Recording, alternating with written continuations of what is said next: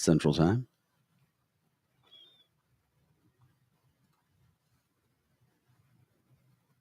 Central Time.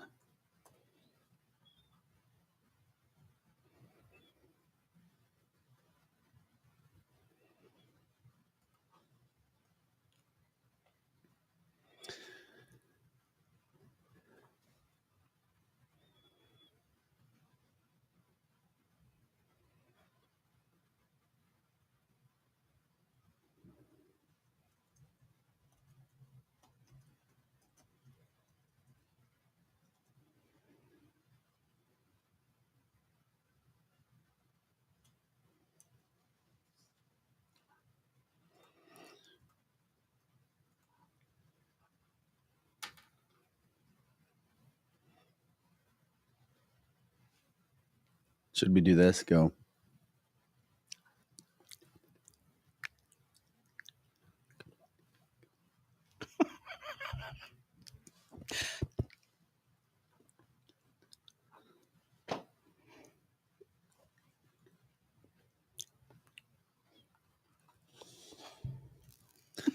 I made Joe laugh.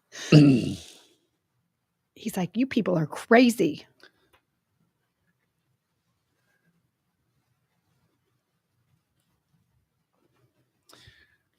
I don't know if anybody knows anybody that's been trying to fly, but apparently there have been flights canceled all over the place. Yes. And flights into St. Louis and out of St. Louis where broadcast have been very difficult.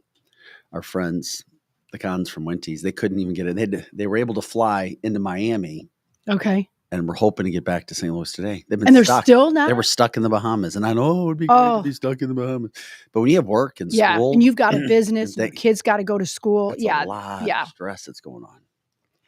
Yeah, the Bahamas and all the tropical places are great, but you want to get home. See, Ben drinks a lot of Budweiser. Mm-hmm. This is why Bud should be advertising on our show. 100%. If anybody has a relative, friend, anybody connected with Budweiser, he drank the Bahamas out of Budweiser. Did he really? He's like, they were out of Bud. He's like, I got to get the hell out of here. There, yeah. You know, it's so funny when you go to other places and you go out of town. I love Dr. Pepper. And I don't have to have one. But when I can't have one, I want one. And you can't get it everywhere. St. Louis has it. The southern states have it. But you go to like Chicago, you can't always find them everywhere. Go to LA, you can't always find them everywhere.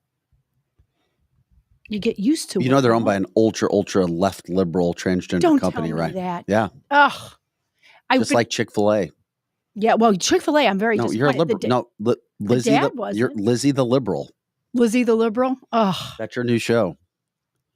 Lizzie the liberal. None of my friends would believe that. Ugh. You are. You're Lizzie the liberal. Oh, that is a bummer way to start. Because I love Chick-fil-A, but the son Actually, a new segment. liberal. What would Lizzie the liberal say? I'd like to see that cartoon. Sounds like a cartoon. Right? Ugh. That would be fun to act liberal for a day. And like act just incensed over somebody not using my pronouns. That would be so fun. I'm telling you, a South Park style cartoon. With you doing voiceovers. I'm telling you, we got a moneymaker. Mm-hmm. That's right. I'm not a fan. I'm just Big Bone. I think I will. I think I'm going to go out on a street team for Cancel This and be Lizzie the liberal for a day and act like a liberal. That would be fun. You'd be sexy. I think I'd like that. Yeah, Bill's back. Oh, goodness gracious. I'm still waiting for a Donald Trump call in. I know somebody. Well, he sounds like Donald, but he's kind of Donald. Well, it's going to be big, really huge. We're going to blow out New Hampshire. Going to win bigly. I like my little man, Vivek. Mm-hmm. His little puppy dog, Vivek.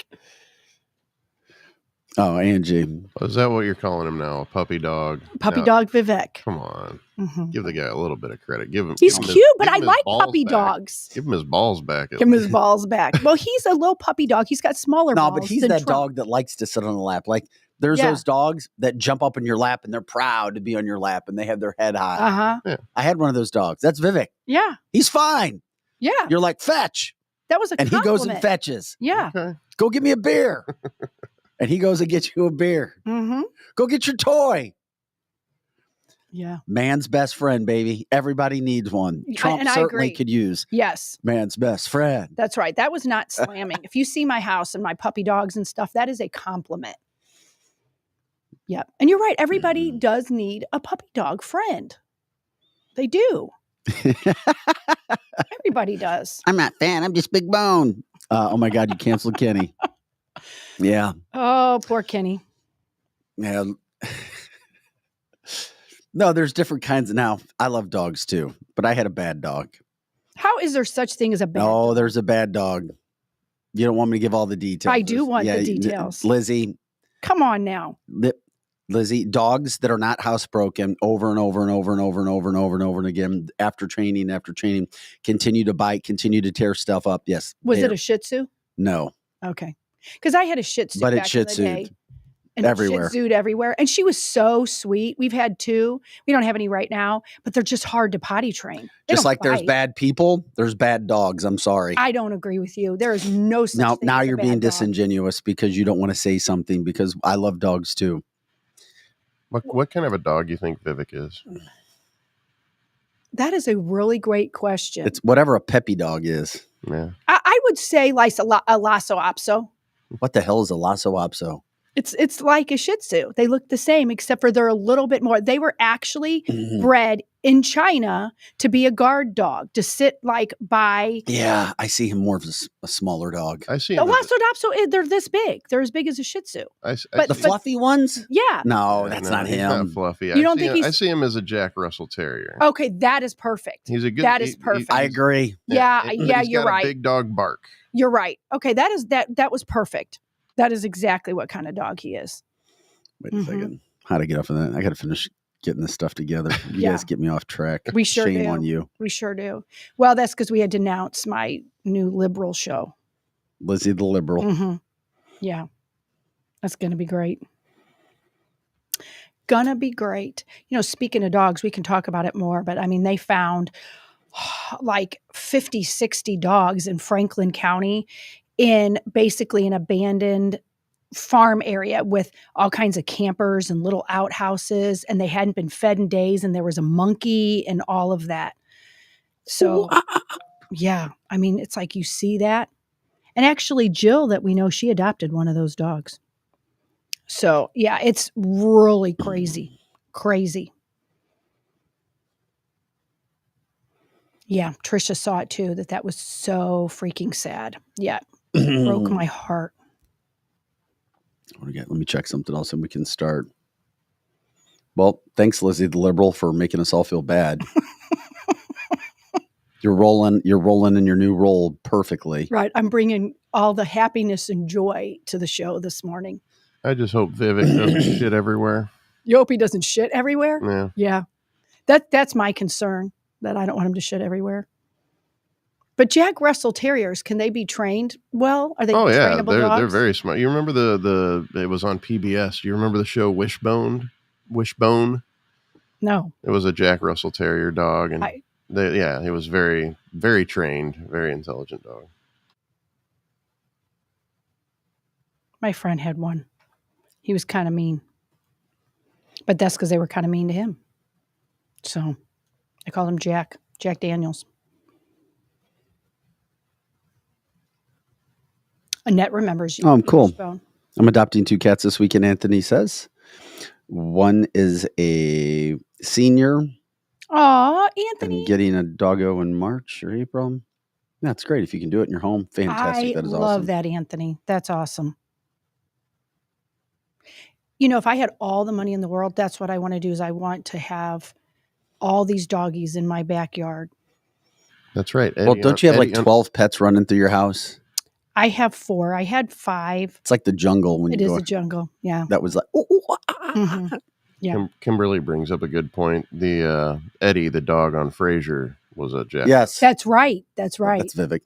We can start the show, bud. Whenever.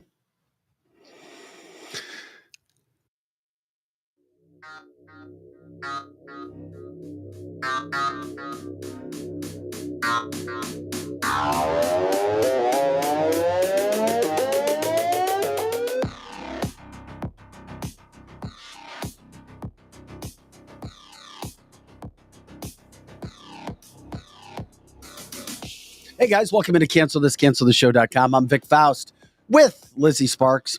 Projo still doesn't have his camera because he's a liar. I'm going to get a camera at the first start of the year. I promise. I'm going to get a camera. Well, you guys don't really want me on camera, do you? Oh. And then, no, Joe. Well, maybe I'll see what I can do. Anyway, Joe is here making sure we look and sound as good as we possibly can. If I had the technological education, I would do it myself. But I suck, so I can't. Anyway, we're all here today. It is Wednesday. It's a Weed Wednesday, too, 9:30, Talk with Ham. Ham joining us from St. Bart's to talk business. Oh, my gosh. I don't know whether to be excited for him or to want to. Of course we're excited. No, you're happy for people. I am, actually. Yeah, I'm excited for people to get a chance. I am very much so. I love to see happiness on people's faces. Yes. Love it. Now you don't sound like Lizzie the liberal. Yeah. This morning I did, but it was fun. It was all fun. I saw an article Fox News had on this morning, a woman who, it's not on their main website, but she chose, she gave up her feminist lifestyle and she's like, damn. She's like, this other lifestyle is really good. Right? Right? She's like, I'm actually living life now that I'm not a liberal feminist and angry and mean all the time. And I don't need a man to do this. She found herself a good man. She loves being a mom and wife at home and taking care of the household. And she's like, I love this traditional role. Good for her. Good for her for seeing the light. I love that. Yeah, no, and she gave up this whole like angry feminist career. Yeah. You try it. You may like it. Yeah. Love line with liberal Lizzie. Liberal Lizzie. Yeah. Lizzie the liberal. That would not go over very well, but I guess people who didn't know me, I could act like one, and that would be really fun. Yeah. You could act angry all the time. Vic, you could before the show, I could make stuff up and say, Vic, you literally were treating me terrible. You were a sexist and a misogynist before the show. And then you could put it with your like church lady. My church lady voice. Church lady voice. Right. I think it would be fun to see you with blue hair. Oh, wouldn't that be fun? I should come in one day with blue hair. And earrings and tattoos and nose rings and real angry and call all of you guys names. That'd be fun. That'd be fun. Call you nice names when I get in here. This is cancelthisshow.com, Monday through Friday, 8 to 10 a.m. Central. And all the time on our website, cancelthisshow.com. Ready to rock and roll. You know what we do? News headlines, politics, cancel culture, interviews of all kind, some entertainment. Kelly Mano, Eric Johnson in on Friday. And of course, you can check all of our original content at cancelthisshow.com. Lots of good things there as well. Share the show, like it, subscribe. Please go on our platforms. It helps us when you put a little thumbs up on there. We do all of those things. Of course, you can go to our website and find all the audio podcasts as well. And we appreciate all of our audio listeners as well, because when we do this, we do it for a live audience from a visual standpoint, but also it goes right to the audio podcast. So if you can't catch us live, remember, go and check the audio podcast out too. That helps us if you like what we do. If you go on there and click and download it, those numbers add up and they help us for what we do as well. Some fallout going on with what's happening. And of course, we got Life Unrestricted, the Stricks, and they're not in studio today. They've got a trip coming up, but they'll join us about 8:30 as well. Are you still doing this? Are you still doing shots? New Age? Are you done with that? I stopped taking them this past month because I've lost all the weight that I wanted to. You do look good. Thank you. So I didn't want to keep doing it for the sake of I may start. I did it from August until the end of December, and I just didn't do it this month so far. Doesn't mean I won't pick it back up, but I don't really want to lose any more weight. Yeah, your clothes are falling off of you. So I'm good. But like Joe. But apparently it doesn't always work that way for everybody that fast. Sometimes it might take you a year, but mine worked pretty quick. So I get it. That's good. We'll talk to them coming up. By the way, okay, we'll jump right into this. With a lot of fallout from Iowa, a lot of people positioning. There's a lot of stuff going on when it comes from a national standpoint. When it comes to what's happening with Donald Trump, right out of the gate this morning, is Vivek the VP now? Is Vivek Ramaswamy? Is he going to be the vice presidential pick? He was campaigning with Donald Trump in New Hampshire last night. And what a day for Donald Trump. As we said yesterday, he started another lawsuit in New York in the morning after being in Iowa the night before, in New Hampshire last night. And there is Vivek telling everybody else, just give it up. it's over. You know it. We know. Even national media is saying it's over. It is. I've even heard liberals and liberal networks, even while ripping Trump, doing everything they can. It really wasn't that big of a win. It's only white Christians that were there voting. It's like, really? How racist? You know who's racist? Liberals are far more racist in media than any conservatives in media by far, because they know they can get away with the crap and not have their brother stations come after them. It's really sad. But yet, if anybody else makes a mistake in life, or there'll be attack. What they've done or tried to do is insane. But Vivek and Donald Trump last night, this together, it's interesting because I watched Donald Trump watch Vivek talk. Yeah, wasn't that interesting to see? And to me, I see Donald look at him like, yeah, it's a fine little young man there. Maybe he'll be a little Donald someday. He's like, look at that man. He's like, I think I like him.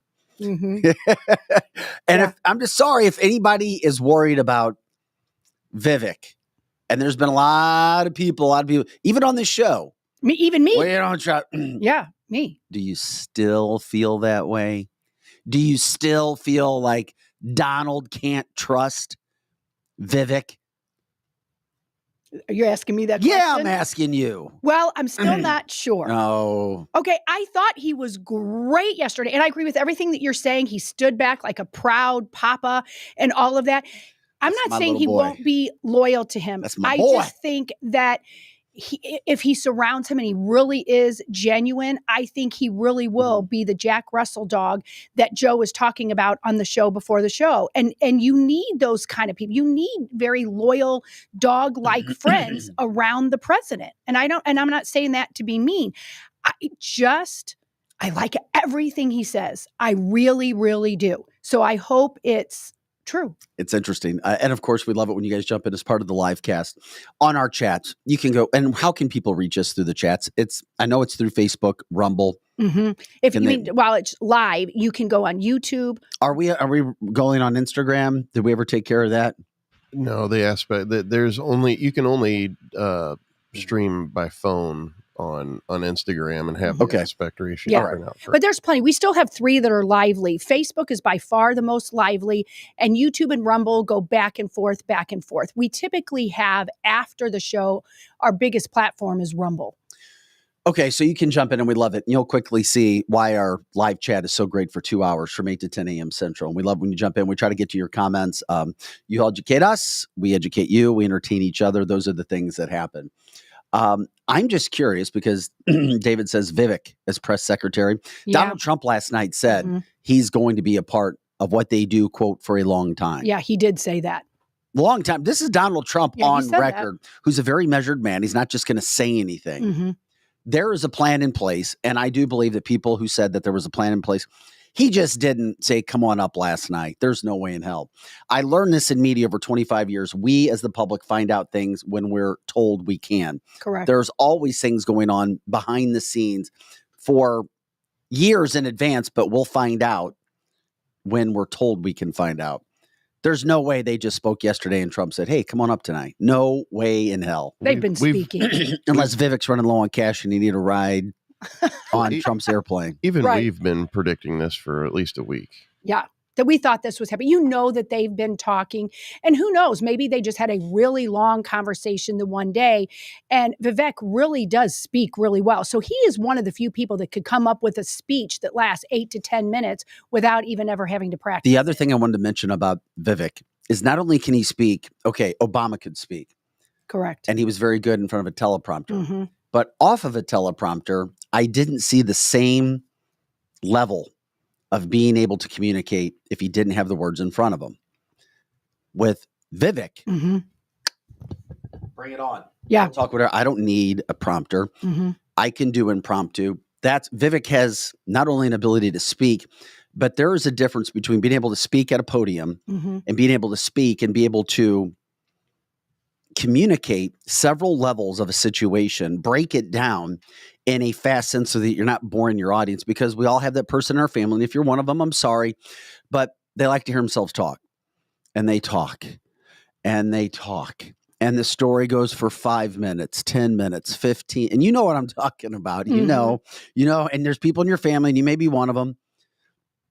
I have him in my family, but Vivek does it in a way where he can get to points quick. He covers a ton of information. He puts it out, and I'm like, oh, that's why he would be a terrific press secretary. Agreed. I agree. Press secretaries are in the audience in the news. Yes. More daily. than vice presidents. I agree. Is there still a vice president? I don't think so. Where the hell did Kamala? Is she alive? I don't think so. I haven't seen her. I haven't heard. There was an interview with her this past weekend, but God knows when that took place because it was a taped interview. Is there still a president? Yeah, well. Who knows with the two of them for sure? Who knows where they're at? But they've been pretty silent and quiet lately. Well, yeah, there's not much good to talk about, but they've disappeared when all the bad is going on. So, Vivek, people trust him, not trust him. Will it be a ticket? I'm not ruling out him being a VP. I'm not ruling it out yet. I am not ruling it out. It is interesting, though, when I look down and see Sherry say that Trump knows that Vivek is a snake. Really? And see, that's interesting because a lot of people are saying that. A lot of people, Trump has learned a lot, I think, being in the first 4 years. I'm not saying he is or he isn't a snake because I really don't know. All I can know is go on what I think and I feel about it, but you shouldn't always go on your feelings about something. I can't put my finger on it either. I don't know if it's just because he's such an opportunist, and I know that all politicians can be, but there's something about him that a lot of people still don't like. Yeah, Terry says Carrie Lake's been showing up a lot too. Yes. But she's running for a state. She's running for a state Senate position right now in Arizona. Could she back out? Yeah, of course she could. Sure, she could. But I don't know. Vivek is saying all the right things, and he's a cute little boy compared to Donald Trump, and he's got the same kind of hair as Donald Trump, and he's got good teeth, and he says all the right things. No, let me tell you something. Now, Ron, please drop out of the race. Correct. That's what he's always he's like, Ron, you have no chance. Come on. And what he says is take you and your 3-foot high heel boots and please go back to Florida. That's right. That's right. And so I like what he says. Speaking of which, really quick, Matt Gaetz. Good old Matt Gaetz. Matt Gaetz from Florida yesterday, he told Ron, he's like, Ron, come on. It's over, man. Yeah, come on, Ronnie. But that's what we've been told the deep state wants. Vivek told us this. He said the deep state wanted a 2-person race, Haley and Trump. Yes. So they wanted to get, and then of course, remember the sound with Chris Christie last week? Yes. There were a lot of people who thought it was planned. I didn't. Now, I digress. I do think it was planned. Yeah, I think it was planned. Because they all want a 2-person race now. They do. They do. Because it's better for the underdog, Nikki Haley, to have that. Correct. It definitely is. Ron DeSantis is standing in the middle. I want to debate Trump. That's, and then she's now making her own terms. Yeah, she is. Did you see that? She pulled out of a debate with Ron because she's like, he's not good enough for me. Yeah, and he's not, but neither are you.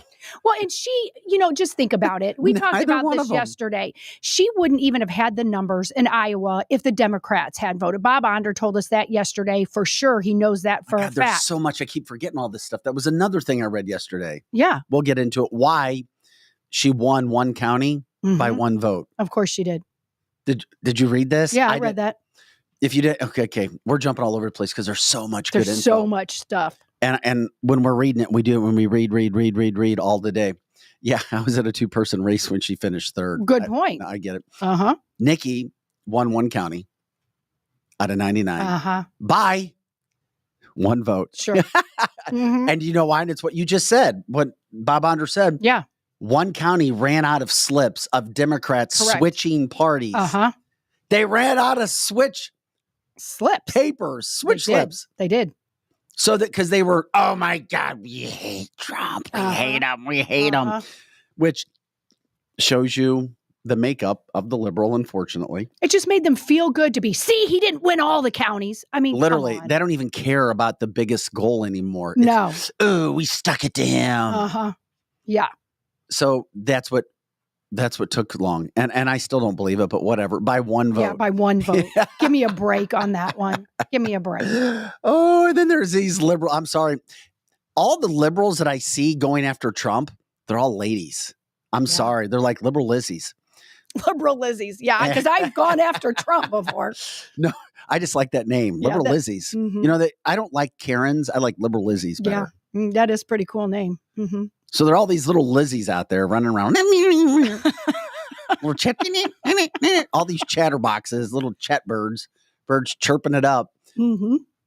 On areas, it's all these women. White Christian, he didn't win by that big amount. Mm-hmm. Oh, he's so mean. I'm like, oh my God, he just dominated. It was a historic victory. Right. As Peter says, a win is a win. Angie says, you guys crack me up. She's like, you're telling me there's a chance. Nikki the warmonger, a dim at best. She won't debate again, she said, unless Trump is on the stage. Yeah, we know that. Correct. She says, Democrats voting for her should tell you everything you need to know about Haley. But that's the reason why Trump didn't win that. So you were making a very good point.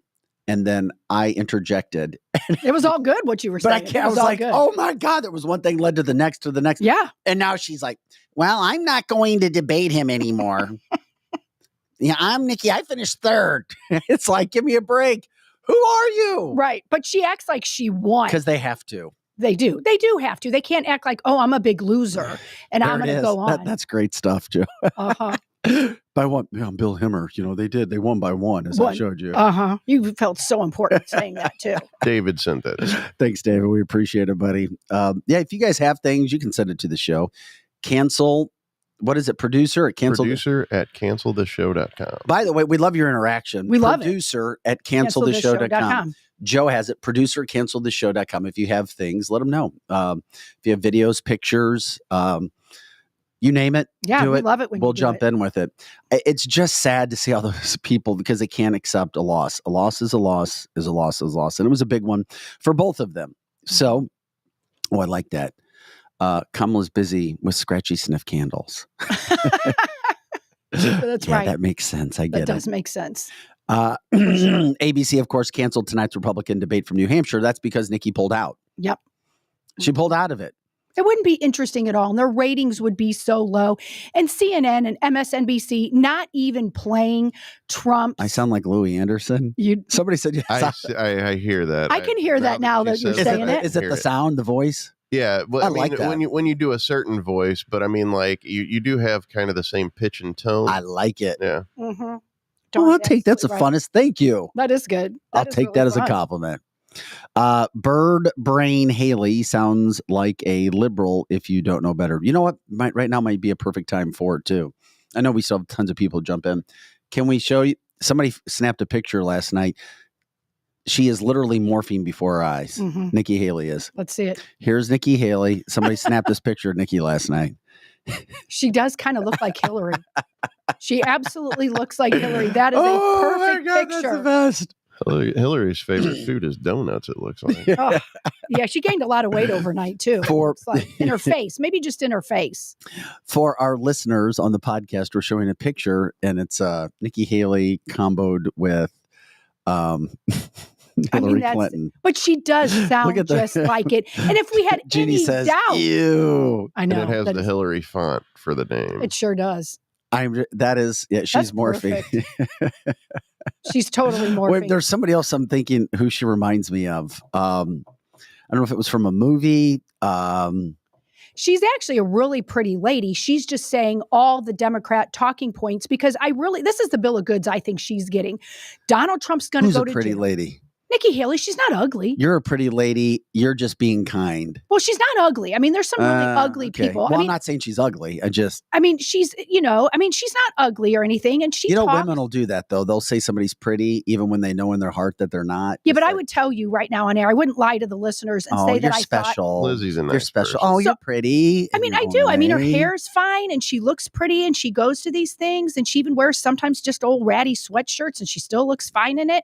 But I think she's being sold the bill of goods that Donald Trump is going to go to jail. I really do. I think that's of course that's why they all ran. Yes, but they're telling her you are a Democrat. Apparently, we know Ron you're a Democrat. Apparently, that's not why Ron ran. There's some other information when we get to Ron that's leaking out today. Yes, we know why Ron is. We'll get to that in a little bit. We do local, we do national. There's just been so much national politics and news headlines and stories. Yes. Megan says she finally decided to put some lipstick on this past week. That's true. And her lipstick matches her shirt. Who, Haley? Yeah. Okay. So Donna says she looks exhausted. She does look tired. Ugly. What a great. Yeah, she does look tired. Dave says, no, she is effing ugly.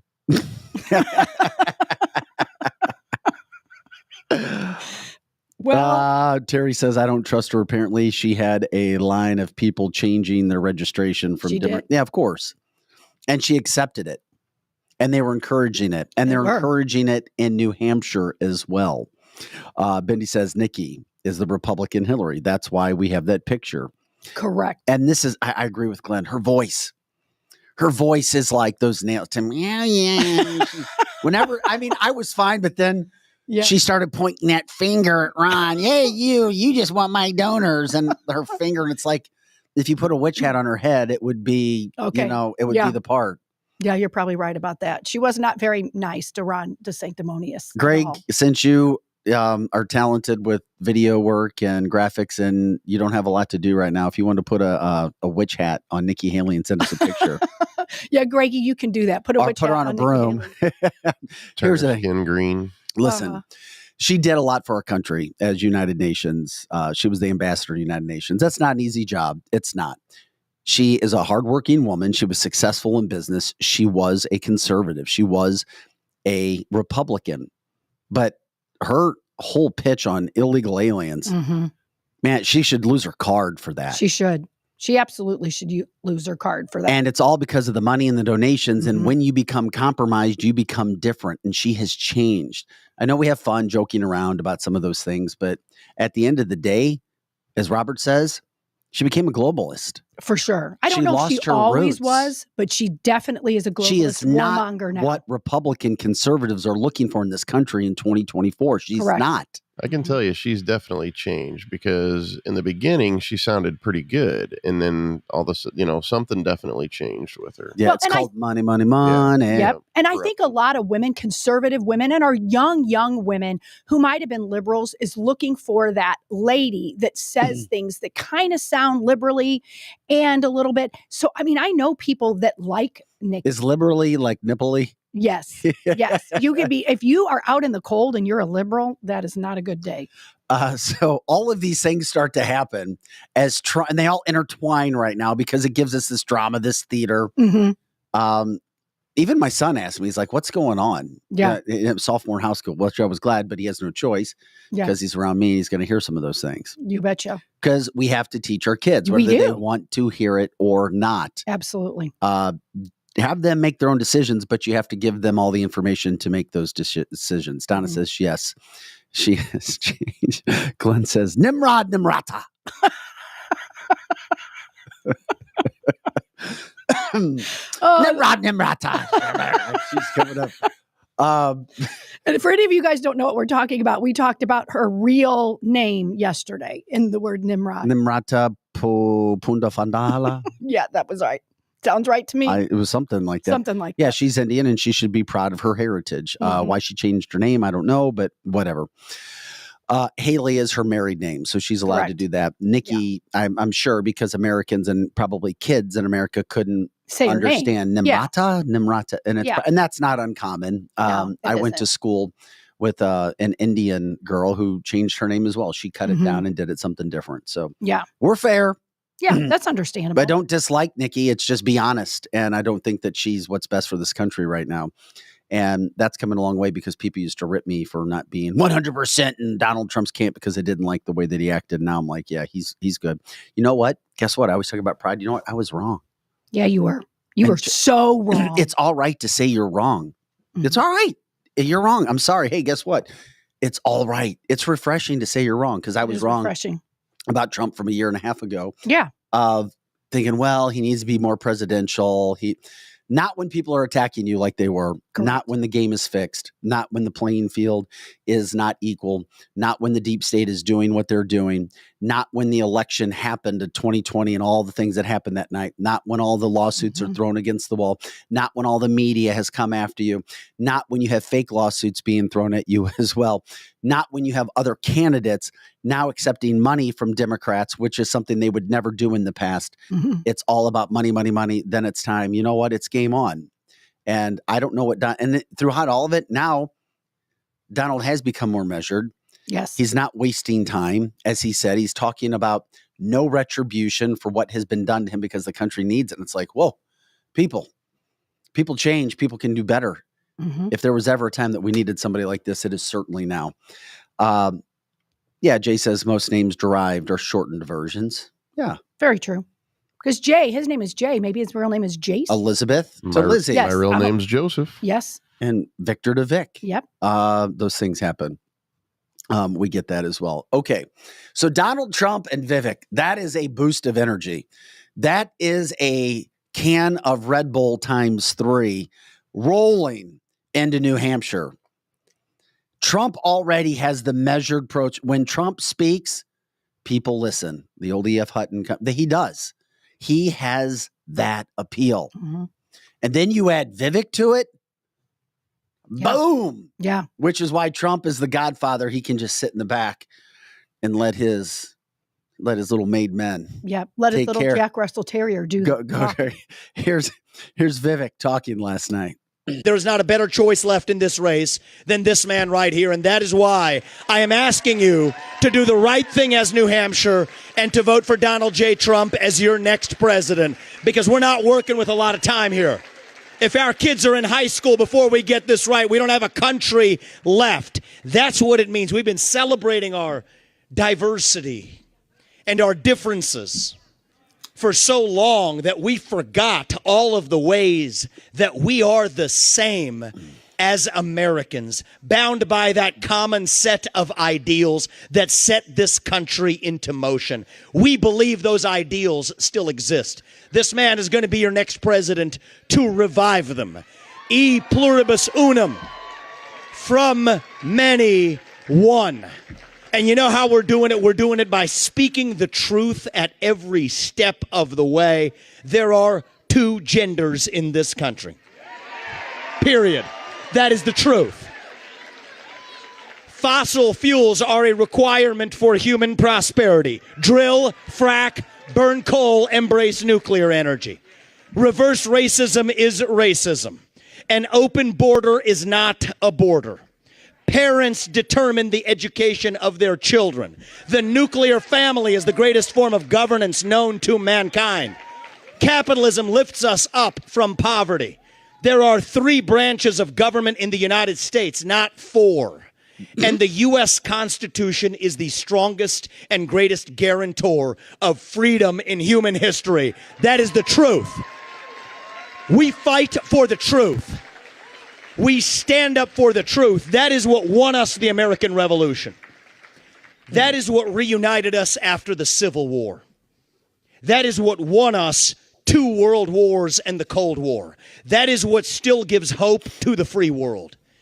And if we can revive that dream over group identity and victimhood and grievance, then nobody in the world, not a nation, not a corporation, not a virus, not China, is going to defeat us. That is what American exceptionalism is all about. That is what we are going to revive to, yes, make America great again. Vote for this man right here in the New Hampshire primary. God bless you and your families, and may God bless our United States of America. Thank you, New Hampshire. It's good to see you guys. We're coming back and winning this in a landslide. We will not stop until we get this job done. Thank you all. God bless you and your families. Did he just say he loved him? Yeah. He said, I love you. Yeah, he did.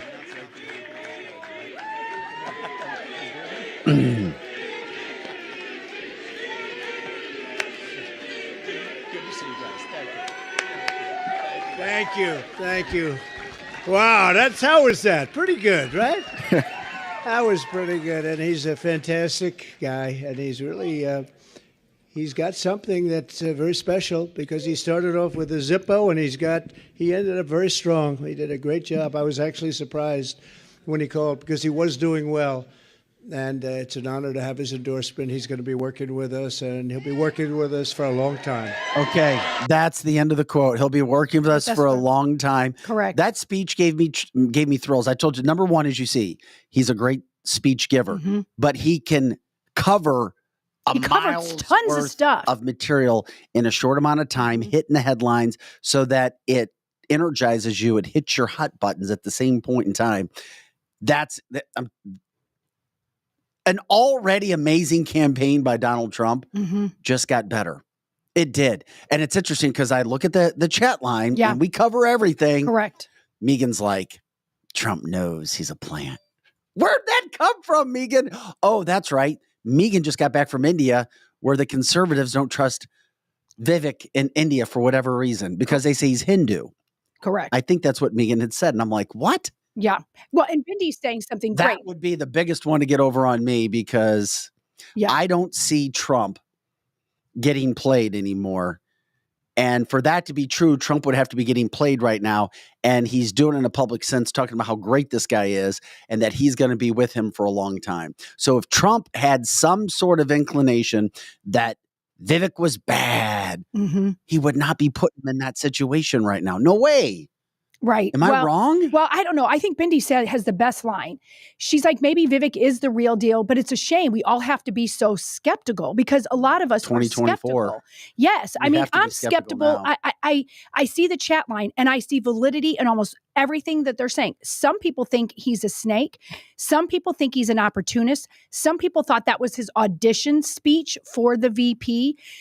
People are interpreting Trump's look at him differently. Some people think like you that Trump likes him. That he likes him. And other people are saying they're keeping his enemy closer. Now, if Vivek is real, and some people are saying he's not, a lot of people love him.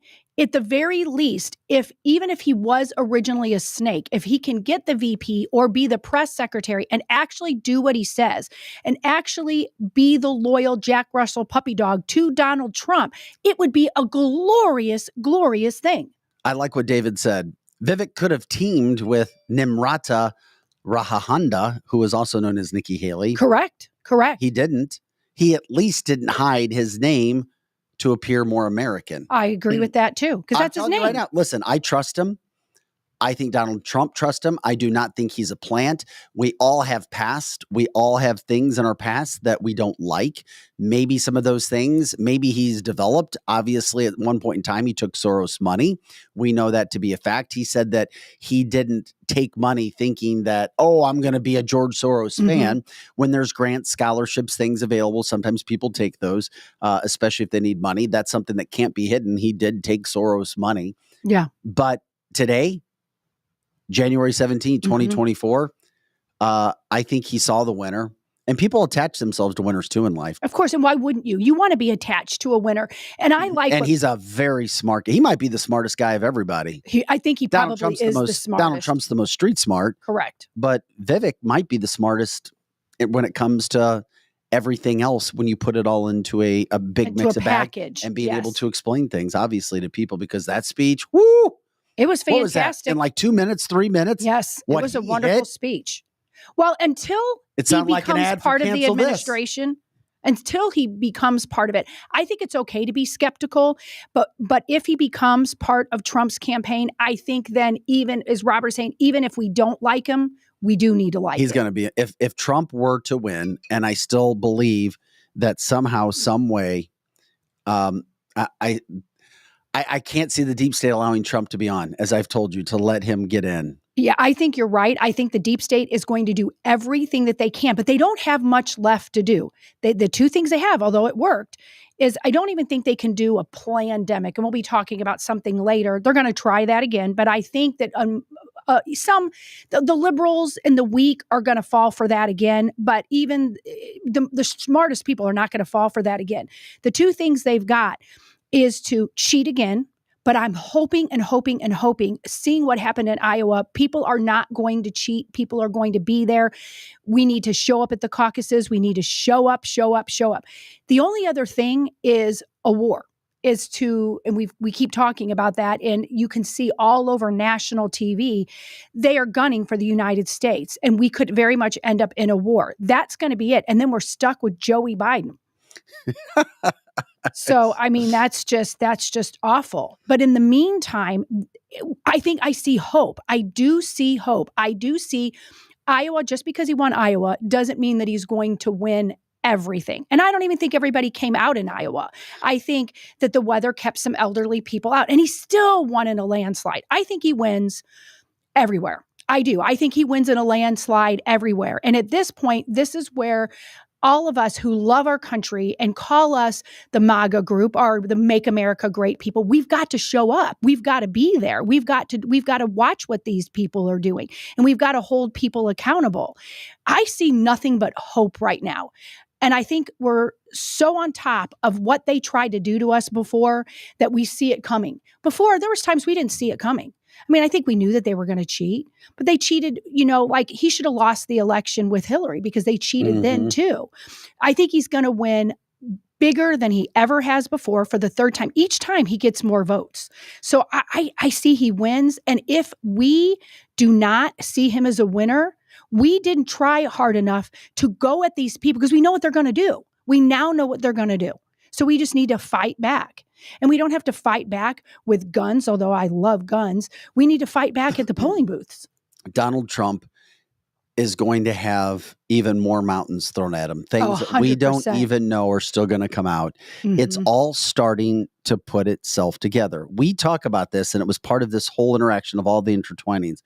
Nikki Haley, think about this. I always talk about the scorecard. Number one, coming out of Iowa, she's claiming to be a winner. She's so much a winner that now she doesn't want to debate Ron DeSantis. I get it. That's fine. Whatever. Well, because I am so good now, I don't have to deal with Ron DeSantis. You create the narrative that you want for yourself, whether it's true or not. But then she keeps telling herself this. And then if you just keep telling the American people over and over and over and over and over and over and over again, and now guess who Nikki Haley and Ron DeSantis have as mouthpieces? All the left media. Yeah, they do. They have all joined them now. They have. For the first time in the history of this country. Correct. I have watched left-leaning liberal media take an active role in trying to do hit jobs on Donald Trump, on trying to promote Nikki Haley and Ron DeSantis. I'm shocked. But here's the problem. They're picking and choosing who they want. It's not where we're going to give conservative ideals an opportunity to talk. It's we're going to give them as it fits us. And what happened? Coming out of getting his ass kicked. I mean, and I feel bad. Ron got his ass kicked. I mean, and he did all this up to himself. He did. And we're going to get into word that's leaking out today on why Ron and his campaign has been absolutely destroyed. And allegedly, and who knows what kind of falling out they had. When there's arguments and fights, people say whatever they want. But now there's information that's come out on why Ron has had, I mean, this is arguably one of the worst campaigns, literally. It's bad. I mean, this century. I mean, it's bad. It really is bad. To go from where he was to where he is now. I mean, thinking that, maybe he could challenge Trump to where he's hoping to get second and he's looking like he may be third. I mean, just bad out of a 4-person race. Correct. So what happened? CNN doing a town hall last night just with Ron DeSantis. Yeah. That says a lot, doesn't CNN it? wouldn't even give the Republicans anything. And now they're like, well, we're here, Ron, we're going to give you a stage tonight. They know the liberals are changing their ticket. They know that they're switching over, so they're going to try and back whoever they want, which is their plants, their Trojan horses. And you know that Nikki is their Trojan horse for sure. But they've watched exactly how Ron DeSanctimonious has literally been chewed up and spit out. He can be manipulated. And that's the sad thing. And I thought he was the best badass governor through all of it. But when you look back, it was just 1 point. Just 1 point. Now, it was a big one. It was just 1 point that he made his claim to fame, and that was keeping the state open. And that's huge. I am not undermining that. I applauded him and had wished our state was more like that. But I also understood why in many states the governor left it up to the municipalities. I do. That is similar to the federal government leaving it open to the states. But that's really all he has. If you really cut him down and break him down, that's the only substance really Ronnie has. Most Americans still think everything is on the up and up. I'm just telling you. They do think it's on the up and up, and it's not. Being in media was the best thing for me because I saw how it isn't. And I saw from the inside out. You sure did. How things are put together. And it's not always that it starts as something bad or illegal, but it's how people are raised. And then, we get our ideals. And before you know it, becomes this big ball of confusion rolling down the hill. Yep. And that snowball becomes the blizzard. The problem that you have now is the fact that Ron and Nikki both campaigns are not doing well. No. But what they want, and Vivek told us this a couple of weeks ago. He said there's two people. One's the puppet. It's going to be Nikki. They want Ron to be on her ticket as a VP, because it made me start to think, okay, they'll tell us, well, we got to have Nikki. We got to have Nikki. Nikki. And Nikki's now saying, well, I'm the guy. I'm the woman. I'm the person. When she just got third place in Iowa. Correct. She got third place. I mean, Ron squeaked out barely, but she got third place. And she's going to lose in New Hampshire. Democrats are going to do everything they can to go after Trump. Don't you want the guy that the Democrats hate the worst? That should tell you something. There's only going to be one choice left for them. And then, what do you mean? For who? For the Democrats, if they're trying to keep him out, or for the deep state altogether, if they're trying to keep him out. And, I worry about that one option that they have. What are you talking about? I'm sorry. What are you? To unalive him. To unalive who? You're talking about to unalive Trump. Oh, yeah. We've talked about that. And there's a lot of talk. Tucker even talks about it. Yeah. I've heard him there's say only that. one. There's only because he's killing everything. And I think they're running out of choices. And I have a feeling we're going to see a JFK come. Well, they have two choices. I don't think he's going to be driving around in any convertibles anytime soon. No, I see your point. I don't see it happening, but I understand where you're coming from. Yeah. I mean, that is definitely one of the choices, that and causing a war. Why wouldn't you want Donald Trump if you're a conservative when you see that all even the average person can see this of what's being done, what's trying to be done right now to Trump, Vivek, all of it. Because, okay, we're going to tell you Nikki's the person. We want to make this a two-person race ASAP. Yep. And all of a sudden, it's like, wait a second, she just got third. How is it a two-person race? And then I understand why she wouldn't want to do debates, but she already agreed to them. But no, well, I'm the president. And then she starts telling herself and she starts believing it. Okay, fine, whatever. Just be honest.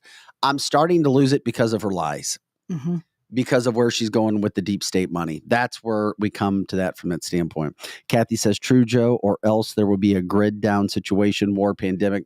So we can't vote, which is what we were talking about yesterday. And yeah, we did talk about it. And Kathy's right. That sounds absurd, what Kathy and Joe are saying. That sounds absurd, but they're not wrong. Because who would have thought that, oh my gosh, in America, you would look out your window and everybody has a mask on and everybody's scared and staying in their house and they're ruining the economy. And from day one, I said, this is literally only to shut down Donald Trump and the election so they can gain back power. So as bizarre as that sounds, they're not wrong. They're not wrong. Over and over and over again, we talk about this. And, we're over halfway through January now. Time seems to be going faster. We're going to see where all of this shakes out, what's happening. But you continue to see the media, the headlines, and everybody else pushing their agenda, pushing their narrative, and trying now to go after and push up Nikki Haley. Yeah. As Vivek told us would be the case just a few weeks ago. And don't think for a second Donald didn't know this. He knows all the stuff that's going on. It's all happening right now before our eyes. And it blows my mind of what is still to come. How long will Ron DeSantis stay in the race? Because he's done. Yeah. It's sad, but he's done. And he knows he's done. Look at his demeanor. He knew he was done for months. Over and now he is so bad that even his own people are coming out against him. Correct. And we talk about this being one of the worst campaigns, and he should have never gone after Donald Trump. That was the problem. Never. You don't go after the Don. You don't go after the head boss when you don't have the chops to take it down. Correct. And you don't go after somebody that was an obviously great president. The only thing they could say bad about him is his mean tweets. That he was a great president and the election was stolen. And that's awful. That is such disloyalty. I know some people disagree with me, but I mean, he would not have been the governor if, in fact, Donald Trump didn't help him. He would not have been. He would not have. And I'm glad that he was, because the choice was not great. Well, we have listeners saying that he was connected to deep state money, too, which is why he went and did it. Which is why my biggest problem with Ron DeSantis was he showed disloyalty. He did. And I don't like that. And one of the worst things in life that kind of coincides with pride is being disloyal. Yes. You've got to have loyalty. You absolutely do. And he didn't. Alex says she is the biggest liar. It's crazy. She lies about stuff she said on video the day before. Correct. She does. And I mean, that's what Nikki has done. Yeah. And she kind of became a John Kerry flip-flopper. She did. She reminds me kind of that globalist kind of say what is good for the moment. Yes. Don't get into everything that, hey, oh yeah, I'll say whatever feels good today. That's where the problem is. DeSantis looks like Shemp from the Three Stooges coming from Donna. And I didn't think he looked like that. When he was in Florida being a badass, I really thought he came out and he had some great speeches, kind of like Vivek does now.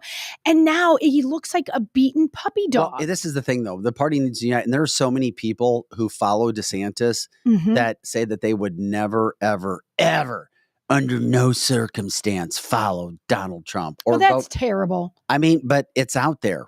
Right. And you guys know people like this because we do. There's so much anger and pride and resentment in 2024. It's like, okay, your guy lost.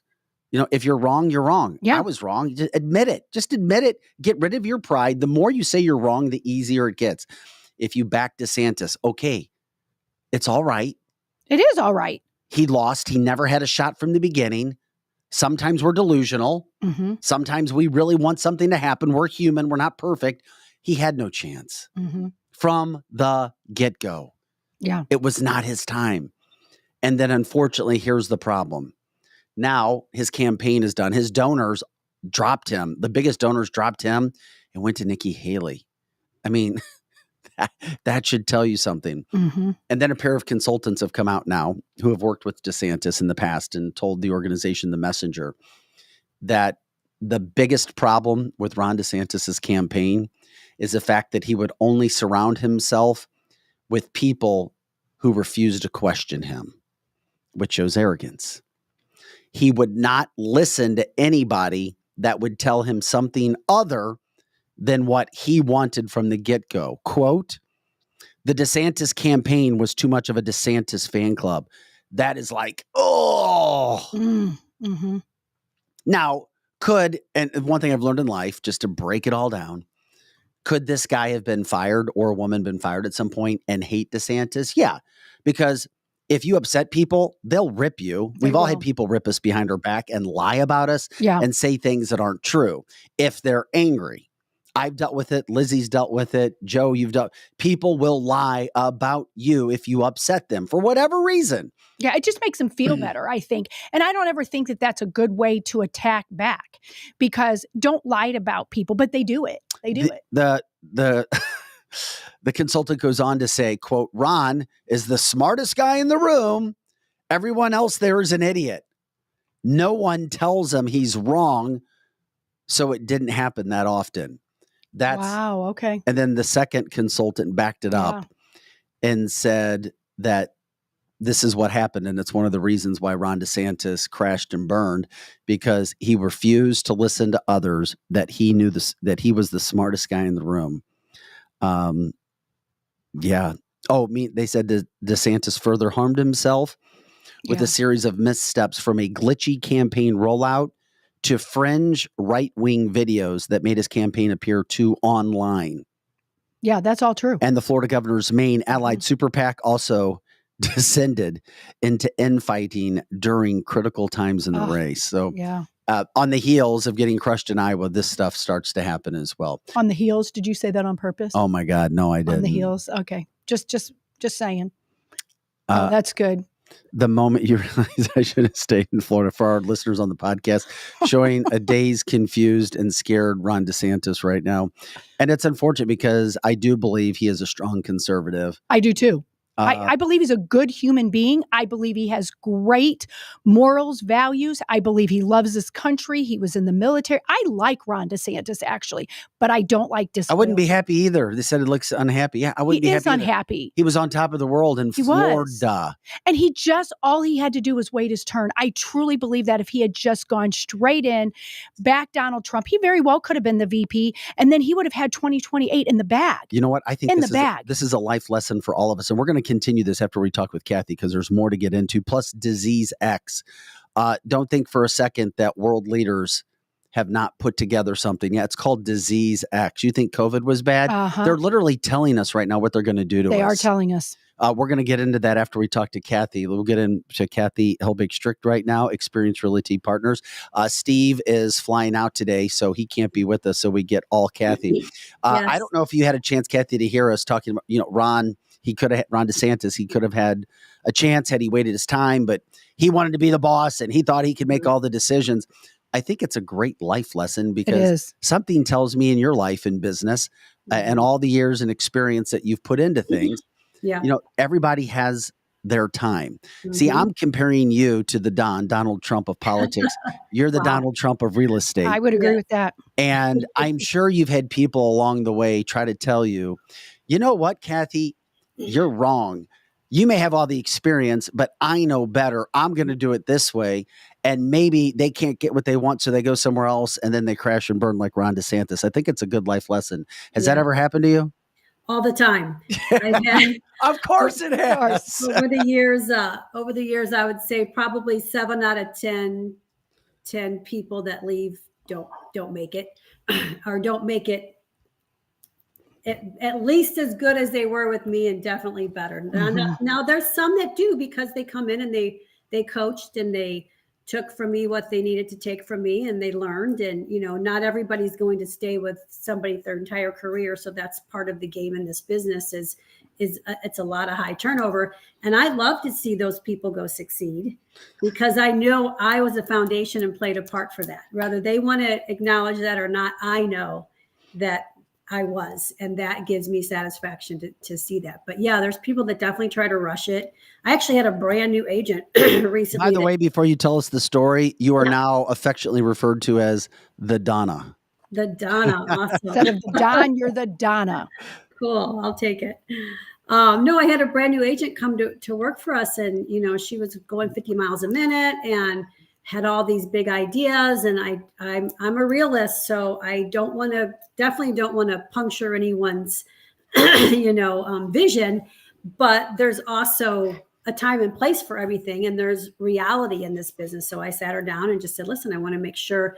I wouldn't be a good leader if I didn't tell you that I think some of this is, you're putting the cart before the horse, and we got to start walking before you run. So I had those conversations, and it was just a weird relationship. And there was a lot of bucking the system from very early on. And then we decided to part ways, and I got a really nasty email from her telling me how everything I do wrong. And there's, that her someone else that was a baby in the business also said that that's not how her broker did it, and blah, blah, blah, blah, blah. So really, like, you're an amateur telling me that everything I've created for 26 years and has been successful, because, I get imposter syndrome just like anybody else does too, because you know your own failures, you know your own weaknesses, and especially with social media, you don't necessarily put all that out there. You're always putting out, the great stuff. And I try to mix in both,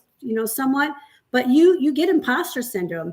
And there's many times in my career that I've thought to myself, like, maybe I'm not as great as everyone thinks I am, right? But then I look back, I'm like, man, I've had a 26-year run in a really, really tough business as a woman-owned business with a lot of turnover, and I survived. Like, that's big in itself, to survive a business like this as a woman. And then to employ people and be responsible for people. So every once in a while, I have to give myself a pat on the back, because I usually pick myself apart and go, no, you should. And it's good. And experience Realty Partners, which is why you should call Kathy on hearing that when it comes to real estate. You're not going to find somebody who's dealing with situations that they're not prepared for. Or if something crazy happens out of the blue, which we saw happen in 2023, which realtors had never seen before, they're going to be better prepared. 314-276-SOLD, 314-276-SOLD. You said back to that comparison you were making, that, it does seem like, agents can come in and sell a few houses and then get a big head and think they know everything. But honestly, it takes years to learn all the things. I'm still learning. It's every day a learning process. It's always changing. There is so much involved and so many intricacies with real estate that people have no idea about. And just selling a few houses in a couple of years is not preparing you for a career in real estate. I can tell you that, because there's going to be curveball after curveball after curveball that you have to figure out how to fix. I was thinking about you this past week, over the past 4 or 5 days.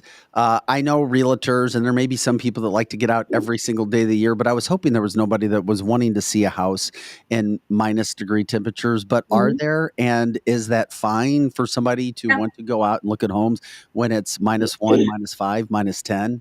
Yeah, I mean, a lot of times we slow down during that time frame because school is called off and that type of stuff, and so people are ended up being held back with their kids. But every once in a while, we still have people that they're like, "Hey, I got a 4-wheel drive. I'll meet you there." We're like, "I don't." So, I do have a 4-wheel, but let me tell you, my SUV is the worst car in the world in snow. So it literally spits, and I will slide down my drive. I slid down Boone's Crossing yesterday. It was quite scary. So yeah, that was no joke. I won't be meeting you on those type of days, but some other agents will that have the 4-wheel drives.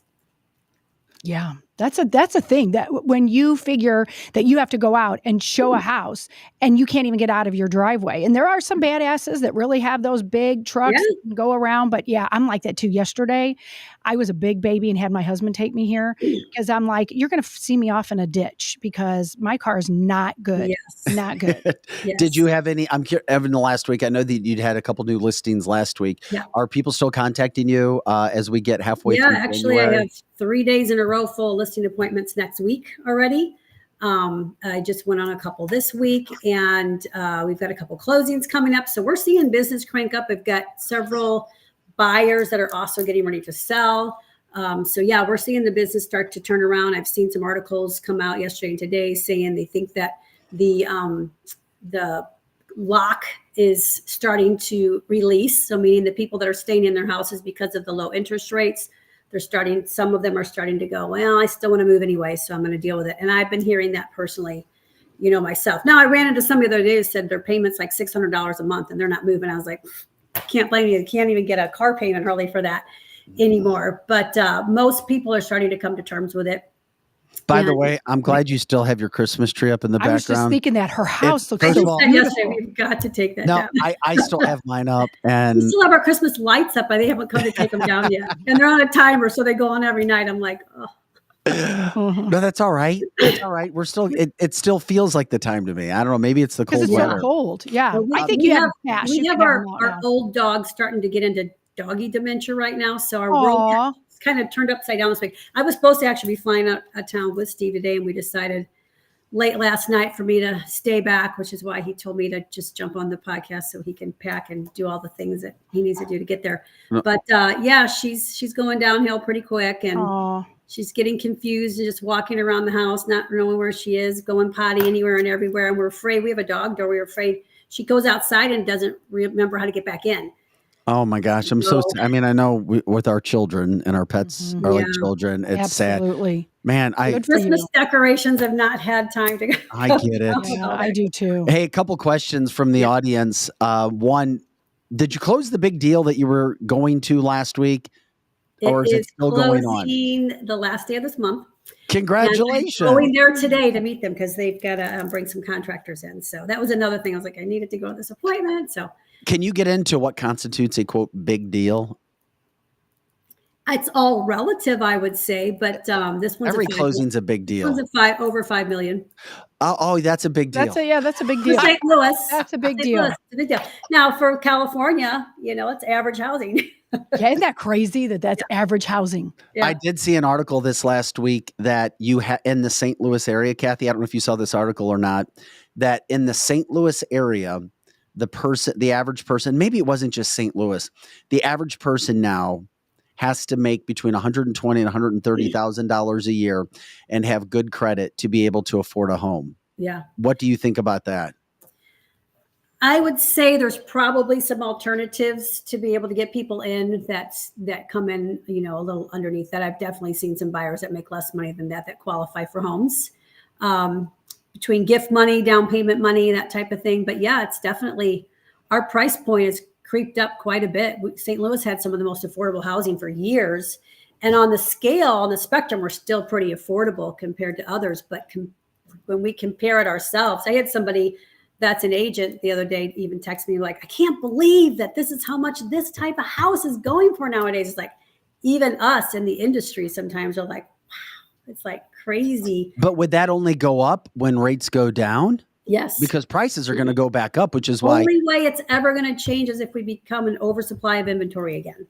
Gotcha. So if we lose a bunch of houses to foreclosures and short sales, and we do kind of what we did in the 2008, where we go the other way with inventory, that's what will slow or could potentially, move the housing needle backwards. But that doesn't appear to be any time in the horizon that's going to happen right now. That's good news. We got another question. Megan wants to know, at this time of year, are people upgrading, downsizing, moving out of state? What do you typically see, and what do you see right now?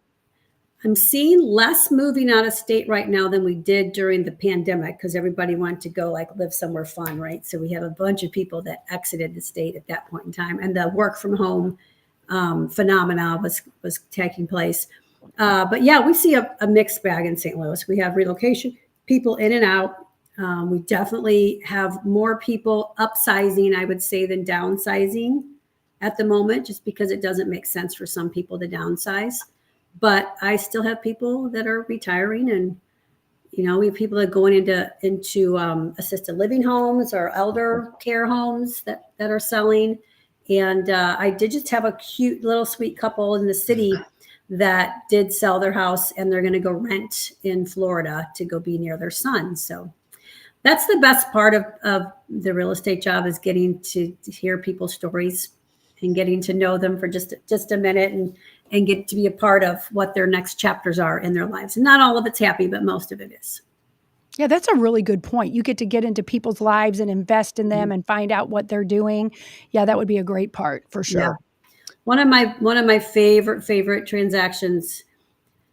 It was a sad one. They were a company, husband and wife, that had their own company, and their company fell on hard times, and they had to sit. They sat at the table and had to tell me that they were failing basically, and they needed to sell their house, and they didn't know what to do, and they were crying. Like, it was a super emotional. And I was able to help them and put more money in their pocket than they thought they were going to get. And we still stay in touch to this day. It was such a moving appointment, and I did what I could to not charge them what they would normally pay under those circumstances. And it was an emotional and really bonding experience. So I always will treasure those type of transactions over anything else. Well, it is awesome that you have people that will do that, like yourself, which is why you should talk more. And I know you're more pulled back, but Life Unrestricted, your and your husband Steve's new media venture, which is gaining popularity as you guys put more out, gives you an opportunity to talk about some of those things in life, because sometimes people only look at a boss and anything and decisions that are made, don't get a chance to know people and what they do. And anybody that knows you throughout the St. Louis area knows how giving you and your husband are, and how you try to help people in all kinds of situations. But that at the same point in time, that doesn't mean you guys are just pushovers, because you have to be responsible about what you do with business, with life, with make a living, and we got to support the people that work for us too. I think people don't realize that about real estate agents, because real estate agents back in the day, it was a solo sport. You hired that one person that pretty much did it all. But now it's a business, and we have employees, and I am responsible for, 15, 18 other agents to feed their families by creating the business to come in. And people don't think about that. They don't think of us that way. Boy, that is interesting. Yeah, that is a great point. Really anything to add from a mortgage standpoint? Anything that come through this week? I know it seems like it's kind of a dead time with that as well. Give you a cameo. I'm sorry? There's a cameo. Yeah, he is. I like there that. He is. Speaking of mortgage. I saw Steve's arms enter the picture first. Yes. Not much to add. Just getting ready to go drop a little mortgage fun facts and news in Austin, Texas later on, actually tomorrow. Yeah, so the big event's tomorrow. There'll be about 350 agents there, and my guy who works in that office actually got sick. So I don't think he's going to make it. I'm going to be solo on the stage. Oh, wow. You'll be able to do great at that. Is there room for 2 people on stage with you? That'll be a big stage. Absolutely not. No, only if it's Kath. But I'm okay. You guys come on here real quick. I mean, because one thing I used to teach people public speaking. Lawyers and doctors had continuing education money that they get. And most of the time, lawyers and doctors have to continue to, they get education, they speak to people. But many of them I found had stage fright like you wouldn't believe, because getting up in front of somebody, they have to present, and that's how they would get their credits, their continuing education, and so forth. And it blew my mind, because most of these people were super intelligent and accomplished a lot to get to where they were, but they were afraid of stages, and they would have to get on stages. How are you guys with that? She's better than I am. For sure. Really? Not true. He says that. I've done it longer than him. Know. I've done it's it not longer easy than for everybody. him, but he's a natural talker, you know, and that's my extroverted introvert. My normal me is more keep to myself and not, you know, hey, look at me. So I had to adapt in this business. And part of the adaptation was forcing myself to do that, because it is not comfortable for me to get up in front of everybody and speak. I can answer questions about real estate all day long, but to be on stage, I had to keynote a woman's event last year, and it was my first like real keynote. And I was like a nervous wreck to do it, because it was carrying something and trying to bring something to memory. I finally was like, you know what, I'm not doing memory. I'm going to bring my notes up here, because I want to make sure I want to hit on everything. And I'm going to make this more of a casual conversation with the audience versus me preaching to everybody. And then it worked out just fine. I had to give myself permission to not be like every other speaker. By the way, for all of our viewers and listeners, it's all right to be nervous before you give a talk or a presentation or whatever. Sure. Even if it's 4 or 5 people, that I call it that feeling you have in your stomach. That's energy. It is. It's your adrenaline. It's good stuff. And once you start and break normally, it's good. Then you have that energy. That's a good feeling. I know people are like, oh my God. No, that's energy just waiting to come out and speak about mortgages in Austin, Texas. Yes. We love you guys. Real quick before we let you go, we did have one more question I wanted to sneak in. Donna says, a friend had to refinance her home during a financial decrease. So the question is, normally would have already owned her home. Is there any way to relieve her situation and own her home as she should? Is that enough information and how the question is worded to understand to answer that? Not really. I'm glad that you picked that up, because I'm not really understanding own her home. I think what she means is. Yeah, I think what she means is that it was paid off. And then during a downturn in her economic life, she had to go take out a loan on her home. And I think what Donna's meaning is, now how does she get it paid off again? Mm-hmm. Oh, I mean, it's simple. You just have to make the payments. I mean, if she's got a lump sum to pay it off, then you can contact your servicer and pay that note off. But other than that, I don't know of any other way to pay it off than making the payments. Do you? Yeah, if she refinanced, she probably did a cash out, right, and then use that cash for whatever financial difficulty she was having. So then there still is a balance that has to be paid down, but she can pay the principal and pay it down quicker. Yeah. If we get more information, we'll pass that along. Yeah. Once again, Kathy Helbig, Strict, Experience Realty Partners, 314-276-SOLD. You can also catch up with Steve. He's put his phone number out there for people who want to get in contact with him. That phone number, that cell phone to meet Steve with New American Funding powered by Square Mortgage is 314-374-0770. Next week, hopefully we can talk more New Age. And by the way, if you guys can find a day, whether it's a Tuesday or Thursday or whatever, so that we can do a live hit from New Age, we would absolutely love to do that. So cool. Definitely want to. We are great. I can't wait to go in. They tell me I can look like Steve. So just a few shots and you'll be just like him. Yeah. And by the way, all of our prayers for your dog, guys. Thank you. Easy and all of that. But just know that as tough as things are for your dog's still doing better than Joe Biden. We will talk. That's true. That's true. Have a great day. Yeah. Bye. See you later. Guys, take care. This is cancelthisshow.com. I'm Vic Faust with Lizzie Sparks, Projo in the house as well. I love getting the information and honest talk about people in the business. If you have anything going on with your home right now, if you have questions, seriously, give the team a call, 314-276-SOLD. They'll take your calls. Let them know you hear them on cancelthisshow.com because they invest a lot of time and a lot of their money to be able to come onto this show and have for a long time on Wednesdays to keep people up to date with everything going on with real estate. Well, and I hate that what they're going through is with their dog. We started our show off, on the show before the show, talking about all of these dogs, and our listeners got engaged right from the beginning in a town here in Missouri called Franklin County, that there was tons and tons of dogs, and our listeners went crazy on the chat line. So also hearing her talk about how she stayed home from a trip because her dog isn't doing good. Yeah. My whole point to that is that's how great Kathy is. I mean, she's not going to even go on a trip because her baby's sick. Yeah, it's terrible. We all know if you had to put down pets, that's for sure. It's awful. And pets of any kind, because I one of my friends, his parrot was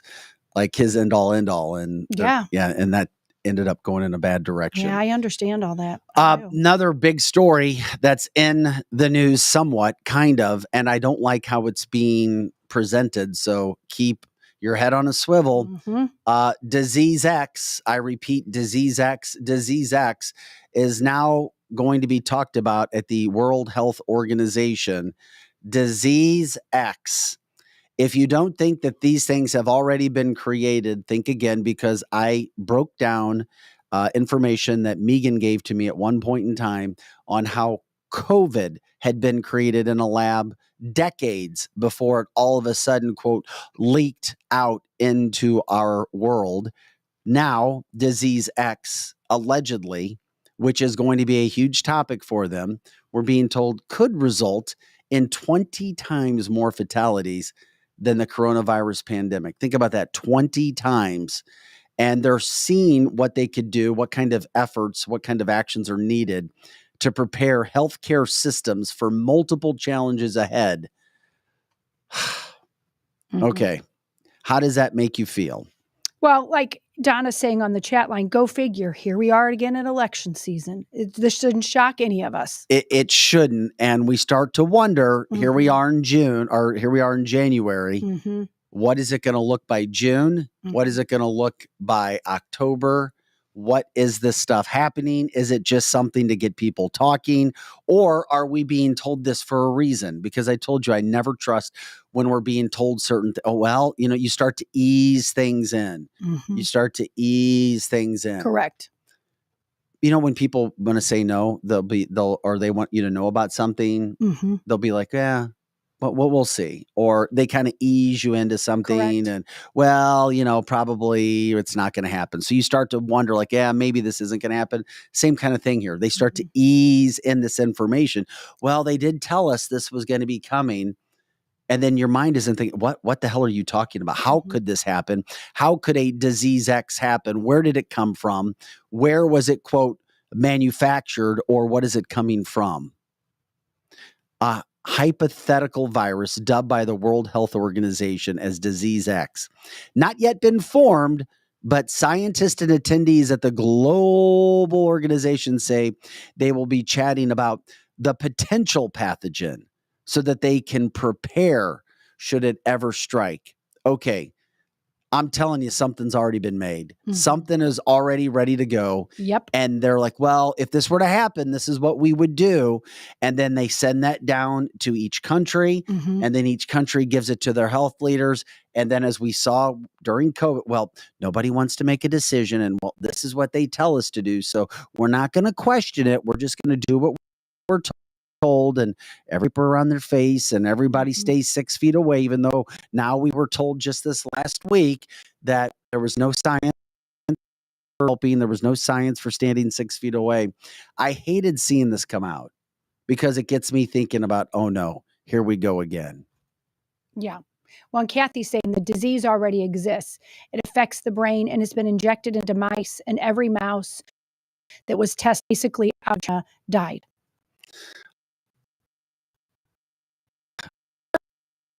Friends, happy New Year. Think that China is not our enemy. They absolutely are. I was there several times girls. They literally, I mean, just think this, guys. They literally took girls and put them on the streets because they were overpopulated. And then COVID even and with comorbidities because they don't like anybody with comorbidities. So they've had this disease X for a long time. Now we're World Health, organization working together to get Americans. I mean, it's so obvious. Now, that being said, don't also then buy into their crap and go get another vaccine for this thing now. A universal vaccine. That's what they're going to. I agree with Mary. A universal vaccine, yep. I'm sure. Yep.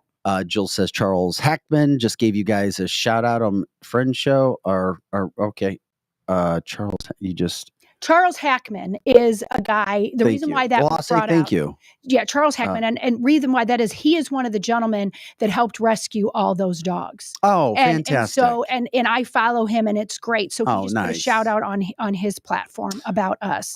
We're being told the sound all of a sudden went choppy and started to break up again. Imagine that. Imagine that when we were talking about China. Could it be China? Susan says, and what intelligence this is. So what shot do we need to stay away from this time? Mm-hmm. Susan, thank you for saying it before somebody else did. Of course, all of them. Megan says you guys are now starting to cut out all of a sudden. Renee says the World Health Organization wants to take over the whole world's pandemic response with a treaty they want everyone to sign on to. That's been going on for some time. If people didn't know or remember us talking about that. Yeah, all of a sudden now a world organization, a global organization is now going to be in charge of your health. Thank you. I'll talk to you later. I'm going to go take care of this myself. We're not going to do that anymore. Lori says the second you mentioned, quote, X, audio got all scrambled. Thank you for letting us know that because we try to follow that and we find ways around what we possibly can. Yes. The WHO wants that. It's all about jabs. It's all about cupcakes. We're going to have to call that disease X now something like, I don't know. What do we want to call it? I don't know. The hamburger? New flu. Why? New flu. New flu. Mm-hmm. I don't know. Yeah. Almost everybody on the chat line said when we were talking about it, our sound was cutting out. And that sounds so conspiracy stuff. We've seen it happen here over and over again. Over and over and over. Especially, and I'm trying to come up with another word when it comes to fatto-shand. Yeah, fatto-shand. Because we can't say the word. You'll look at our overall numbers when we get them and they're great. And then we're like, well, wait a second. On daily stuff, we'll have this. And then you don't see as many because we're being fatto-banned, but our big picture shows it all. And we're like, well, we know we're doing something right. We just have to find a way around it. There's too many coincidences. Yeah. I mean, and it's when we talk about certain things. I like Kevin's the WHO flu. The WHO flu. Mm-hmm. We call it Cindy Lou Who. Cindy Lou Who flu. I like the WHO flu. I do too. It is interesting. Jay says it could just be a glitch. Whatever, we'll see. And it could be just a glitch, but we've had a lot of glitches. How about this too? Robert brings up an interesting point. You notice how many things seem to be called X now? Elon, SpaceX, or WHO flu. What's up with that? Gen WHO X. flu, that letter that's at the end of the alphabet. Yeah. That's very good. That we have to be careful about what we say right now. Those things are happening. Yeah, they're happening. Sure are. And if they're talking about it, and if they're telling us about it, it's enough to. Did something else come on? I think Joe and I are both last as the Hong Kong fluey. Is that what you're? That's what we're gonna call it, the Hong Kong fluey. Flu X, X-rated. Kathy says, people, wake up. The new C is on its way. Read the study coming out of China about the mice, which we were just talking about. Mm-hmm. We feel, because obviously Donald Trump won the election and everybody was like, holy crap, we got to stop this. We got to stop that. The economy's going well. We got to do what we can. All of a sudden, here comes COVID. Yep. And then we had to deal with all that stuff.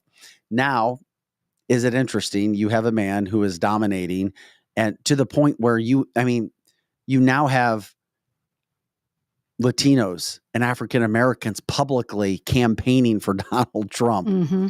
I mean, and I know a lot of the African community is turning their back on Charlamagne the God, super popular radio host, podcast show.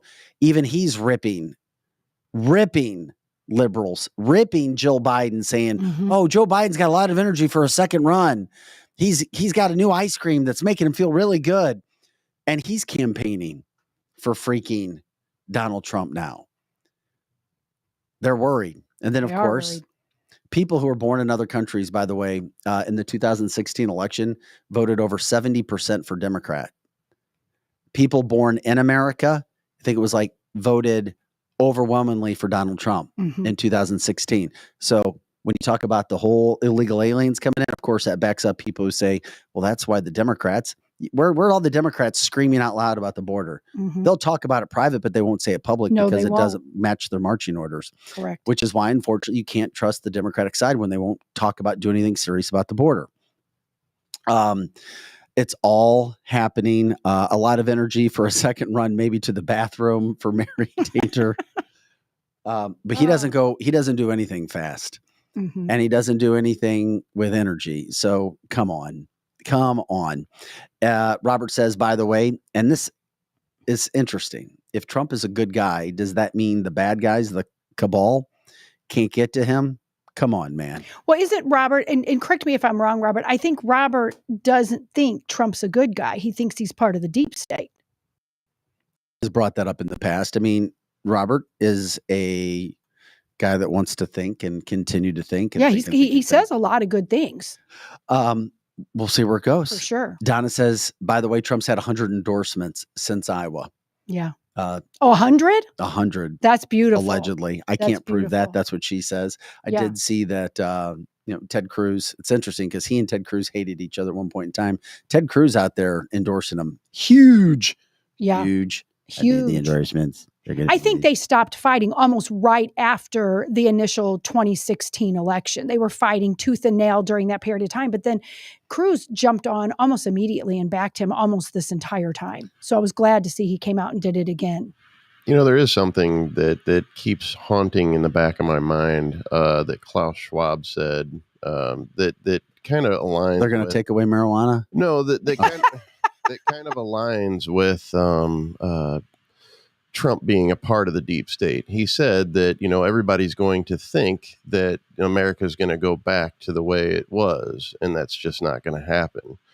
He said that, that they're going to, that things are going to happen where people think that, everything's going to be okay.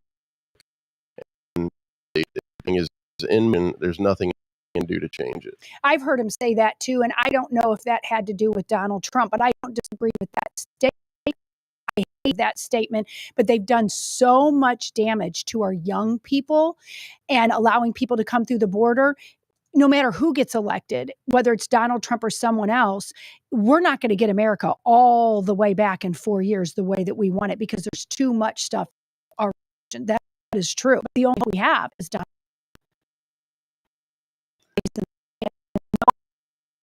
That can do already seen. He did it for 4 years. He did so much more than any other president in 4 years. And he came after the whole Obama debacle. And now we've got Obama and Joe Biden debacle that he's going to have to fix. And it gets back into a lot of that polling when it comes to, who's going to be the leader of this country. A new poll was just released this morning. This one, I'm trying to find out where who did it. Let me tell you the polling. That this one is a poll that was done in New Hampshire. I'm sorry. Anyway, it just came down. I saw it. Okay. Right now, for those people who plan and are likely to vote next Tuesday's New Hampshire GOP presidential primary, by Suffolk University, the Boston Globe, and NBC 10 in Boston. That's very left. It's very left. Look at the polling people. That is a predominantly left-leaning, or those three together. It shows Donald Trump with 50% support. 50% in New Hampshire, where Democrats can also vote. 50%. Nikki Haley coming in second at 34%. And for whatever reason, she's supposed to do better in New Hampshire than she is in her own home state of South Carolina. I heard that, which blew my mind. Yeah, I heard that too. Well, but New Hampshire's very liberal.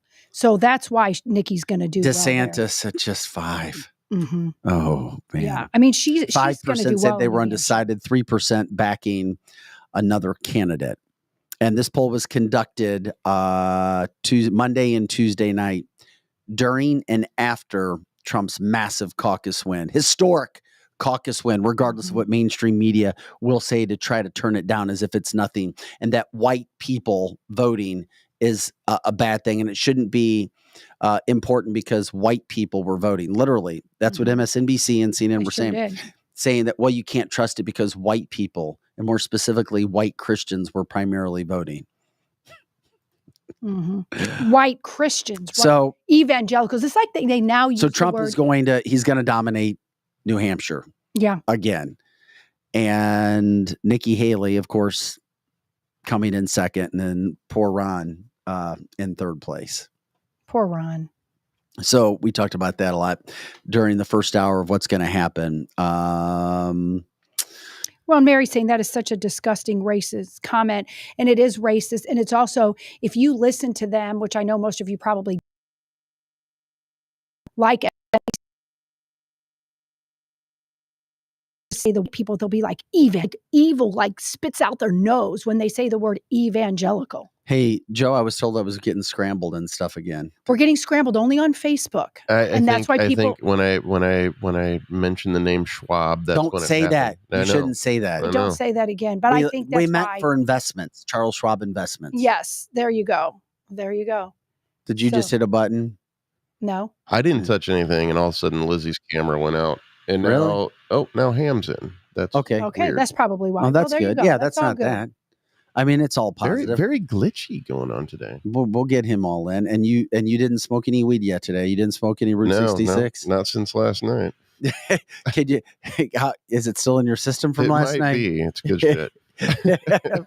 And hopefully, since we're bringing Ham in, it was Route 66 stuff. Once we get him, oh, absolutely. Of course, it was. Ladies and gentlemen, since he's on the screen, there's our friend, the man, the owner of Route 66 Cannabis and other organizations, Hamrah. Ham, good morning. Happy Wednesday. Now, we told people you were in St. Bart's. You told us last week you were headed there to do a lot of deep thinking, put things in order, and we were thinking we might get a really nice shot of sunshine, water, sand. You want to see sunshine? Give us a walking tour, Ham. We would love it. All right. I'll give you some sunshine. By the way, good morning. Oh, you look great. Hopefully things are going well in St. Bart's. I'll give you a little background view here.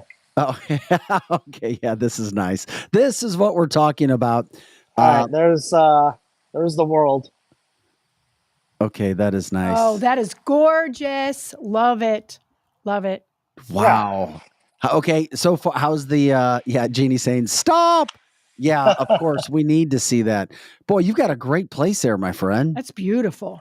It's fantastic. I'm on the hillside. I'm learning the French culture, which is interesting in a good way. Man, they're just such amazing people. The food is incredible. Everything is clean out here. It's just so pure. This may sound like it's just a different world. Is marijuana legal there? It is not. Now, it's funny you say that. So let's just jump right into it. So there's 2 local grocery stores. So I rented a Mini Cooper because everything here is tiny as far as the roads, right? There's only a 10 square mile island. And so I find my way into an island or a grocery store, and I'm checking out, and there's literally bags of weed behind the guy. And I'm like, you got to be kidding me, right? Like, this is going to be a good trip. And I said, and it said like Purple Kush and like Ghost Rider, like it has all the names. And I said, what's the THC in that? And he's like, they don't really speak English. So he says, no, monsieur, that's CBD. I'm like, oh, CBD. So it's like it's Delta 8. I'm like, man, that's some fancy packaging for some CBD. So then he goes, I wish weed was legal here. Everyone loves weed. I'm like, I like where this is going. Exactly. I'm surprised that it's not in St. Bart's. I mean, they have alcohol. I mean, they have plenty of places to grow it here in the mountain hills. Well, I know you're a smart entrepreneur. You have given a lot of advice. I can only imagine once your daughters get older, if I could see you moving to St. Bart's. I don't know, man. You need a lot of money to like live here permanently. I was looking at some real estate, and a 2-bedroom, 2-bath, decent size, maybe 1,500-1,600 square foot place with the views that I have. It's somewhere between $6 to $8 million. Oh, wow. Whoa. Yeah. Wow. That is really expensive. Well, that's definitely about location and scenery. That's for sure. Yeah. But it's because all these, from what I'm learning, and I've been here, 4 days, apparently this is where like all the celebrities and executives come because the paparazzi just can't get to them. Mm-hmm. That's great. I had to take 3 planes to get here. So I went from St. Louis to Miami to San Juan, and then I took like a small plane that I chartered. And when you land, like you're flying over these super yachts. I mean, it's a whole different world out here. I've never seen anything like this, and I've never traveled by myself out of the country, first time. And then out of nowhere, there's like this tiny little airport, this little strip, and it's like he kills the plane. Like, so you're gliding like you're a paper airplane. That's it.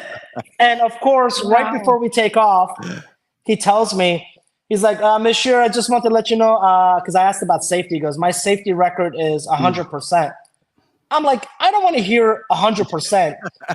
You know what that reminds me of? It reminds me of back in the day when I would bet like a 6-pack with my friends on Monday Night Football. And, who was it? One of the commentators, I forgot the guy, Frank Gifford. Remember him? Yeah. Yes. Before he passed away, he'd be like, Janikowski about to attempt a 40-yard field goal. He has never missed. Yeah. Ham, I've never missed my landing. And then he shanks it. And then they're like, oh, it's a first. I'm like, this is not the kind of jinx I want to hear on a plane. I'm like, listen, I appreciate your record. Just say real safe. That's all I got to say.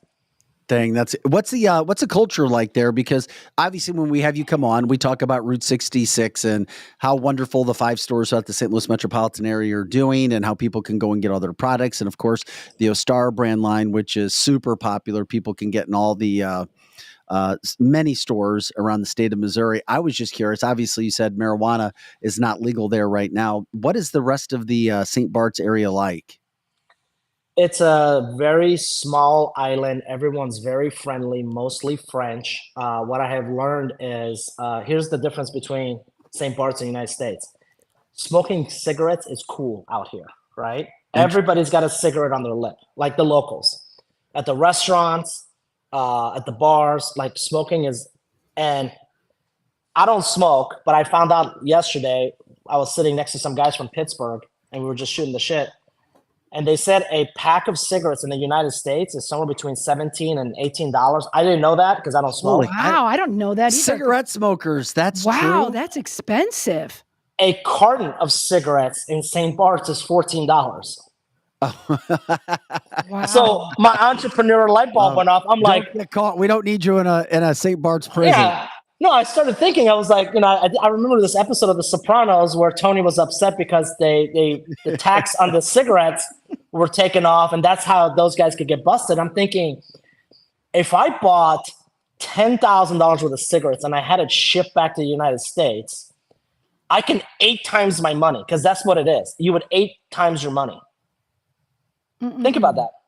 Your $10,000 would be worth $80,000 flipping cigarettes. Now, that's how I used to think on like buying and selling anything, right? Like I always said, how do I make a quick dollar when I was growing up? That'd be a black market sale in the United States, though, wouldn't it?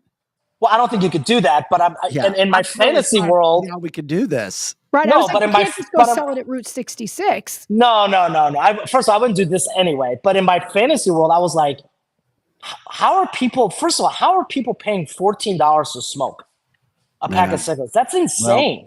Well, here's Ham, the same. That's expensive. But you know what, though? People love your products, too, and they come in and they spend, because when you have a product like Joe loves his Route 66 cannabis. I totally get it. But you could get an eighth of marijuana at our stores for under $30. Yeah, that makes sense. Think about that. I totally get it. So why are cigarettes that expensive? I feel like there's a conspiracy happening here. Can people? Oh, you know it. Well, the nicotine. I mean, my dad told me when he was trying to quit smoking that he'd rather give his left hand than quit smoking because it was so damn tough. I know that, and I have family members that have smoked and they quit.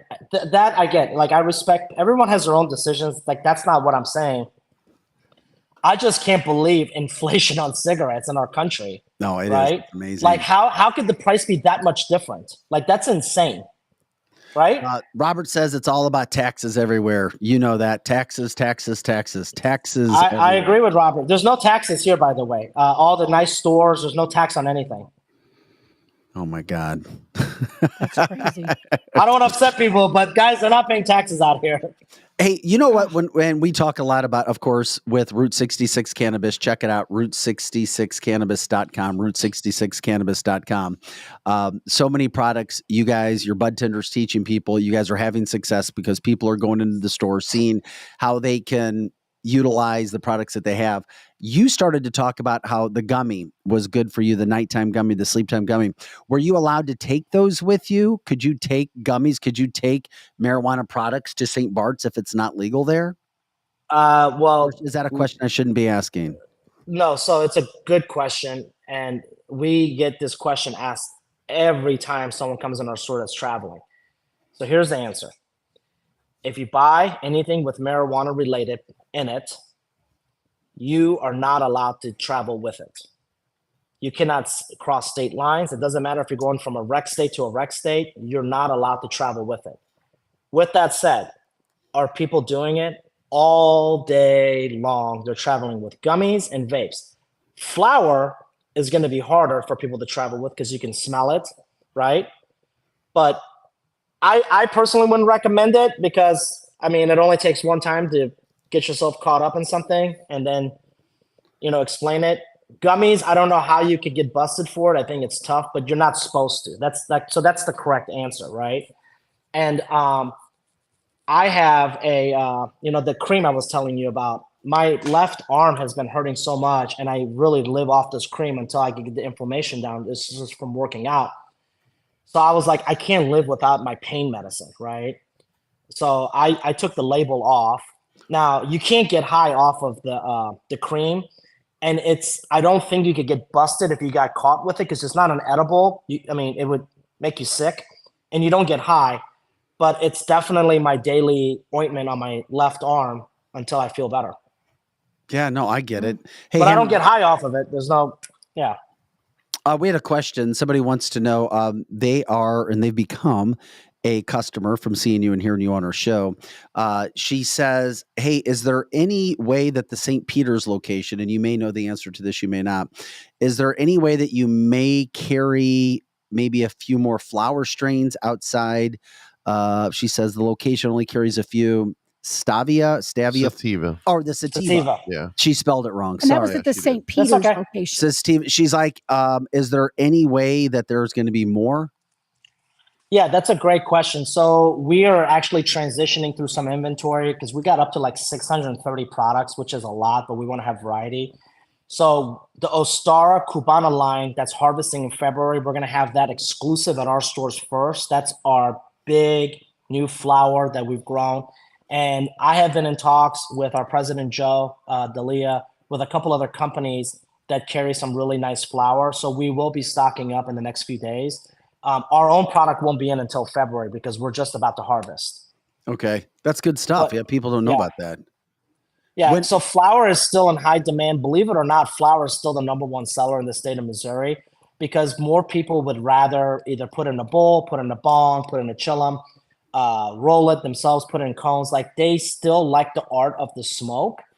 And I know why, because you get your natural high and it can end after an hour, right? Unless you smoke a whole blunt by yourself and you might be high for 3 hours. With an edible, depending on your dosage and how much you take, you could be on a wild ride for 8 hours. Not everybody wants to be on a wild ride for 8 hours. Wow. Yeah, no, I know. Joe's rides are about 12 hours. Joe, do you take gummies at the same time as you do flour? No, I don't. I don't do anything other than concentrate. So you don't want to be on a wild ride for 8 hours? No. Concentrate, it lasts maybe about an hour, but you do get, like the next day when I wake up, I do feel my body. I have what I call a body buzz. It's not psychotropic and there's nothing going on in my mind, but my body feels really good. Well, here's the thing. A lot of people, like I've got my dosages down. So I take a half of a gummy, like the Rise. That's more than enough for me to just feel a little chill and buzz, but not to the point where I'm like blitzed. Mm-hmm. But a good friend of mine had told me a while back about like, he had a bad experience with a gummy, right? And he was like, never again. So I gave him a half recently. Like I think we were watching the Mizzou football game. I gave him a half. He goes, I took a full gummy. It was a bad experience. I gave him a half. It's still like he was high for 9 hours and he was texting me. He's like, dude, I have literally ordered more food than I can ever imagine. And he said, because it was late, he went out afterwards. I did not go out with him, but he said when he woke up in the morning, like for those younger people that are listening, I think there's a term called booty call back in the day where you've been out drinking and then you call everybody you're trying to get up, the hookup, whatever that the college kids do. Mm-hmm. Well, he said he went through his phone and he had all these places he called and he was embarrassed because he thought he had called all these girls that he had met. Oh no. So he did a reverse search and it was Pizza Hut, Domino's, like Fazoli's. It was all food places. There was 0 females that he called. That's funny. And then all that food show up at his house? No, because all these places were closed. So like he was he was on Uber Eats. I mean, he literally said his dial on his phone. He goes, I've never been so embarrassed. He goes, thank God it was food places I was calling and not humans, right? I go, well, I'm kidding. Really? That's not the effect of weed. Alcohol will make you get courageous and call like that one person you've been wanting to talk to for a long time or finally like return a call.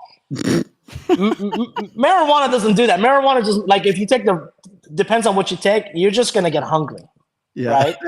Jill, by the way, says she has some of the cream that you were talking about. That's a positive thing. Ginny said, yep, thanks for the explanation. That's why I need sativa because her body just feels a little bit lethargic. Donna says taking the gummies for relaxing and sleeping. So that's so I love the feedback. What I'm learning recently, just because just hearing it. So our balance, that's the name of it. It's a green packet by Ostara. A lot of people have said that's actually helped them focus throughout the day. It's an even chill. So you're not blitzed and you're not like, you don't have anxiety, but they're taking it on a daily, either a half a gummy or full, and they fully function off of it. But it's better than all these other drugs that, Big Pharma tries to pump down your throat. And we did have, and I do know this too, Donna, if you didn't know, people do use cannabis for an appetite. Because she's like, I don't really have an appetite. Try it. You may like it. It's especially effective for cancer patients who have no appetite. Oh yeah, that would make total sense from that standpoint. Would totally get it. Hey, and that's the thing we're doing, and I think I talked about it on the last show. So like for people that are true patients, have a medical card still, we give them an additional discount if they come in and they show that card. And then we're doing the early bird special. So if you shop before 10 a.m., that's our thing. We give you 10% off. Right. And if you have a medical card and you shop, I think it's Sunday through Tuesday, you get 10% off. And if you combine them, we actually do 15. We don't do 20 because we don't really like to combine. And the other news I was going to tell you guys is our Winsville store. We just got it approved. So we're now we got an additional 3 hours. So we're open from 8 a.m. till 10 p.m. Oh, wow. And so congratulations. Who did you get the approval from? Who did you have to go through to get that done? You go through city council. Yeah, you go through city council. There's a process. It's not always easy. I will tell you, I was a little we had 2 things on the ballot. One was for the extended hours. One was to put up a sign that said Route 66 dispensary that lit up. Mm-hmm. And they shot that down and said that there's a school bus that drives by, or kids, and they don't want the word dispensary or anything lighting up at night. I see Bud Light. I see Bud Light and Budweiser signs all through that area at gas stations and restaurants and billboards. At the end of the day, we're more strict than any restaurant or bar because we run your ID like through a system. Like you can't just, this isn't like where your kids are like, we all, for those that have teenagers, listening, these, especially the women, they fix their hair up, put a little makeup, and you can't tell if they're 19 or 22, right? Guys, we have baby faces at that age still, right? So it's a little hard to fake it. But in a cannabis dispensary, you can't fake your way in. You just can't. Yeah. Great point, buddy. It's one of those things. They have ID scanners. It's not just somebody judging your photo ID. Correct. It's literally put into a system and scanned like by, so the computer, unless you can fool the Correct. computer, then, And by the way, if you're 18 and you could get a medical card and you can legally buy at 18 in cannabis. If you don't have a medical card, you have to be 21. Now that's kind of crazy. No, that is. Yeah, that is. It's not right. crazy. There's so many of those idiosyncrasies in life that don't make sense. One other thing, Ham, before you get out today that didn't make sense to me, and if you can remind people, if they know people who are using, I spoke to somebody recently and I'm like, hey, did you check out Route 66? And he's like, well, yeah, I'd like to go back there. He's like, I'm a college student and, I got this guy that gives me a cheaper price. And I'm like, do you know where it's coming from? And he's like, well, no, but I just, I've had him for a while, I've had him for a year, 2 years. So I trust him. I was like, do you know where they're getting that stuff? I said, I know I've got no business telling you what to do or what not to do. I'm friends with your parents, but in this day and age, with all the stuff that's out there, with things being laced with methamphetamines, with fentanyl, you have to be careful. Can you please speak to that effect in regards to people thinking that it's still safe to get stuff on the street? I understand why people were buying marijuana when it wasn't legal because you just couldn't find it, right? So most people were growing it in their homes. If you're in a state that marijuana is legal, you should buy it from them because it's all being medically tested through a lab. So everything that we put out, it has to be tested, approved before we put it out on the shelves, right? So for that sense of security, you can buy an eighth under $30 these days, right? And I understand the college student thing. Well, go there early, right? Get your extra 10% off. But wouldn't you rather know 100% that it's not laced, right? Like that's how I would look at it, right? And so like I have, a daughter that's 19 and she's got friends and they go to my store, right? They have medical cards. They're 19 and 20 and they don't drink and they just prefer to smoke, and their parents are fine with it. And a lot of parents these days, rather their kids like be chill than to, be annihilated and get behind the wheel. Yeah, no, it's a great point. It really is. If you think about it, how many people do you know that have been in a fight when they're high? Like, do you ever hear about that? No. That's a really good point. Unless they're fighting over the last piece of pizza. I don't know what they're fighting over. Joe, that's a great point. Been talking with Hamrah. We love him, the owner of Route 66 Cannabis, 5 locations throughout the St. Louis metropolitan area. Route66cannabis.com, Route66cannabis.com. Check out the Instagram site as well. Follow them. They've had to start that over a couple different times. That is the Ostara Cannabis on IG. Route 66 Canna as well on Instagram. And Ham, before you get out of here today, can you show us outside again? Is that a problem for you to take your laptop again outside? No, I got my phone. You wanna go back out? Please, can we I just want to see it. People love seeing the pool. I love the house that you're in. Oh, it's so pretty. We're living vicariously through you. Yeah, ready? We're getting a look at St. Bart's again. Look at that pool. What a great shot. That is just gorgeous. And what is the weather? What's the temperature? It's only 83. Oh, only 83. Only 83. Which would feel like 103 here today, or 113 considering what we have. Now, I'm gonna tell you guys something funny because out here, it's just a different living, right? So the laundry. Yeah, so the laundry to this condo, and it's like, think about it. Like this place, I don't know what this guy paid for, but I assure you it's expensive. The laundry system's outside in a shed. Whoa. To pay $6 million, like you were saying earlier, and your laundry is in a shed. Like the old, washboard? Yeah. No, it's like you open the shed, you don't know what kind of, because there's all sorts of things out here.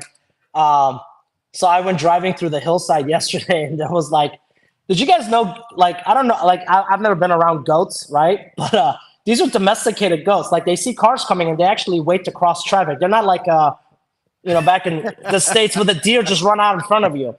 So, like, I slowed down, and then they crossed, and one of them gave me, like, a dirty look, like a mean girl look, like. That's funny. Like, move on. And the chicken are beautiful out here, like, the way they look. I'm like, what's happening out here, right? That's beach living, baby. That's awesome. That's the goat. That is sunshine. Ham, great to catch up with you, my friend. Have a good trip back when you do. Enjoy the rest of your time. And thanks for the education, as always, about Route 66. Anytime, guys. Looking forward to the next one. You got it. Our friend fun. Ham, thank you again. Enjoy the trip. It's always good when you get a chance to go out and reflect. And he's an entrepreneur. He's a thinker. He's writing things down. He went out to do a trip checking out St. Bart's. I've never been there, but yeah, from that side, I would love to check it out and check out domesticated goats and beautiful chickens. Wouldn't that be fun? Yeah, all the little chickens and the goats or whatever. Eric would like to. I was in Jamaica and there were goats in yards, Gary. I did see that. I was in Jamaica and I saw that scene as well. Yes, which is very interesting. And the sun's different in the Caribbean. It's just it hits different, no doubt about that. Mm-hmm. We appreciate everybody jumping in today. I think did we hit everything that I sent you, Joe? I can't remember. No, there's still. What did I send you? So we still have a couple of Trump, the Trump and Vivek. I was going to get to speech. The Trump. I was going to give the Trump speech earlier. We were. God, the talk was so good with everybody had. What else do we have? Then there was the Breakfast Club. Who's that?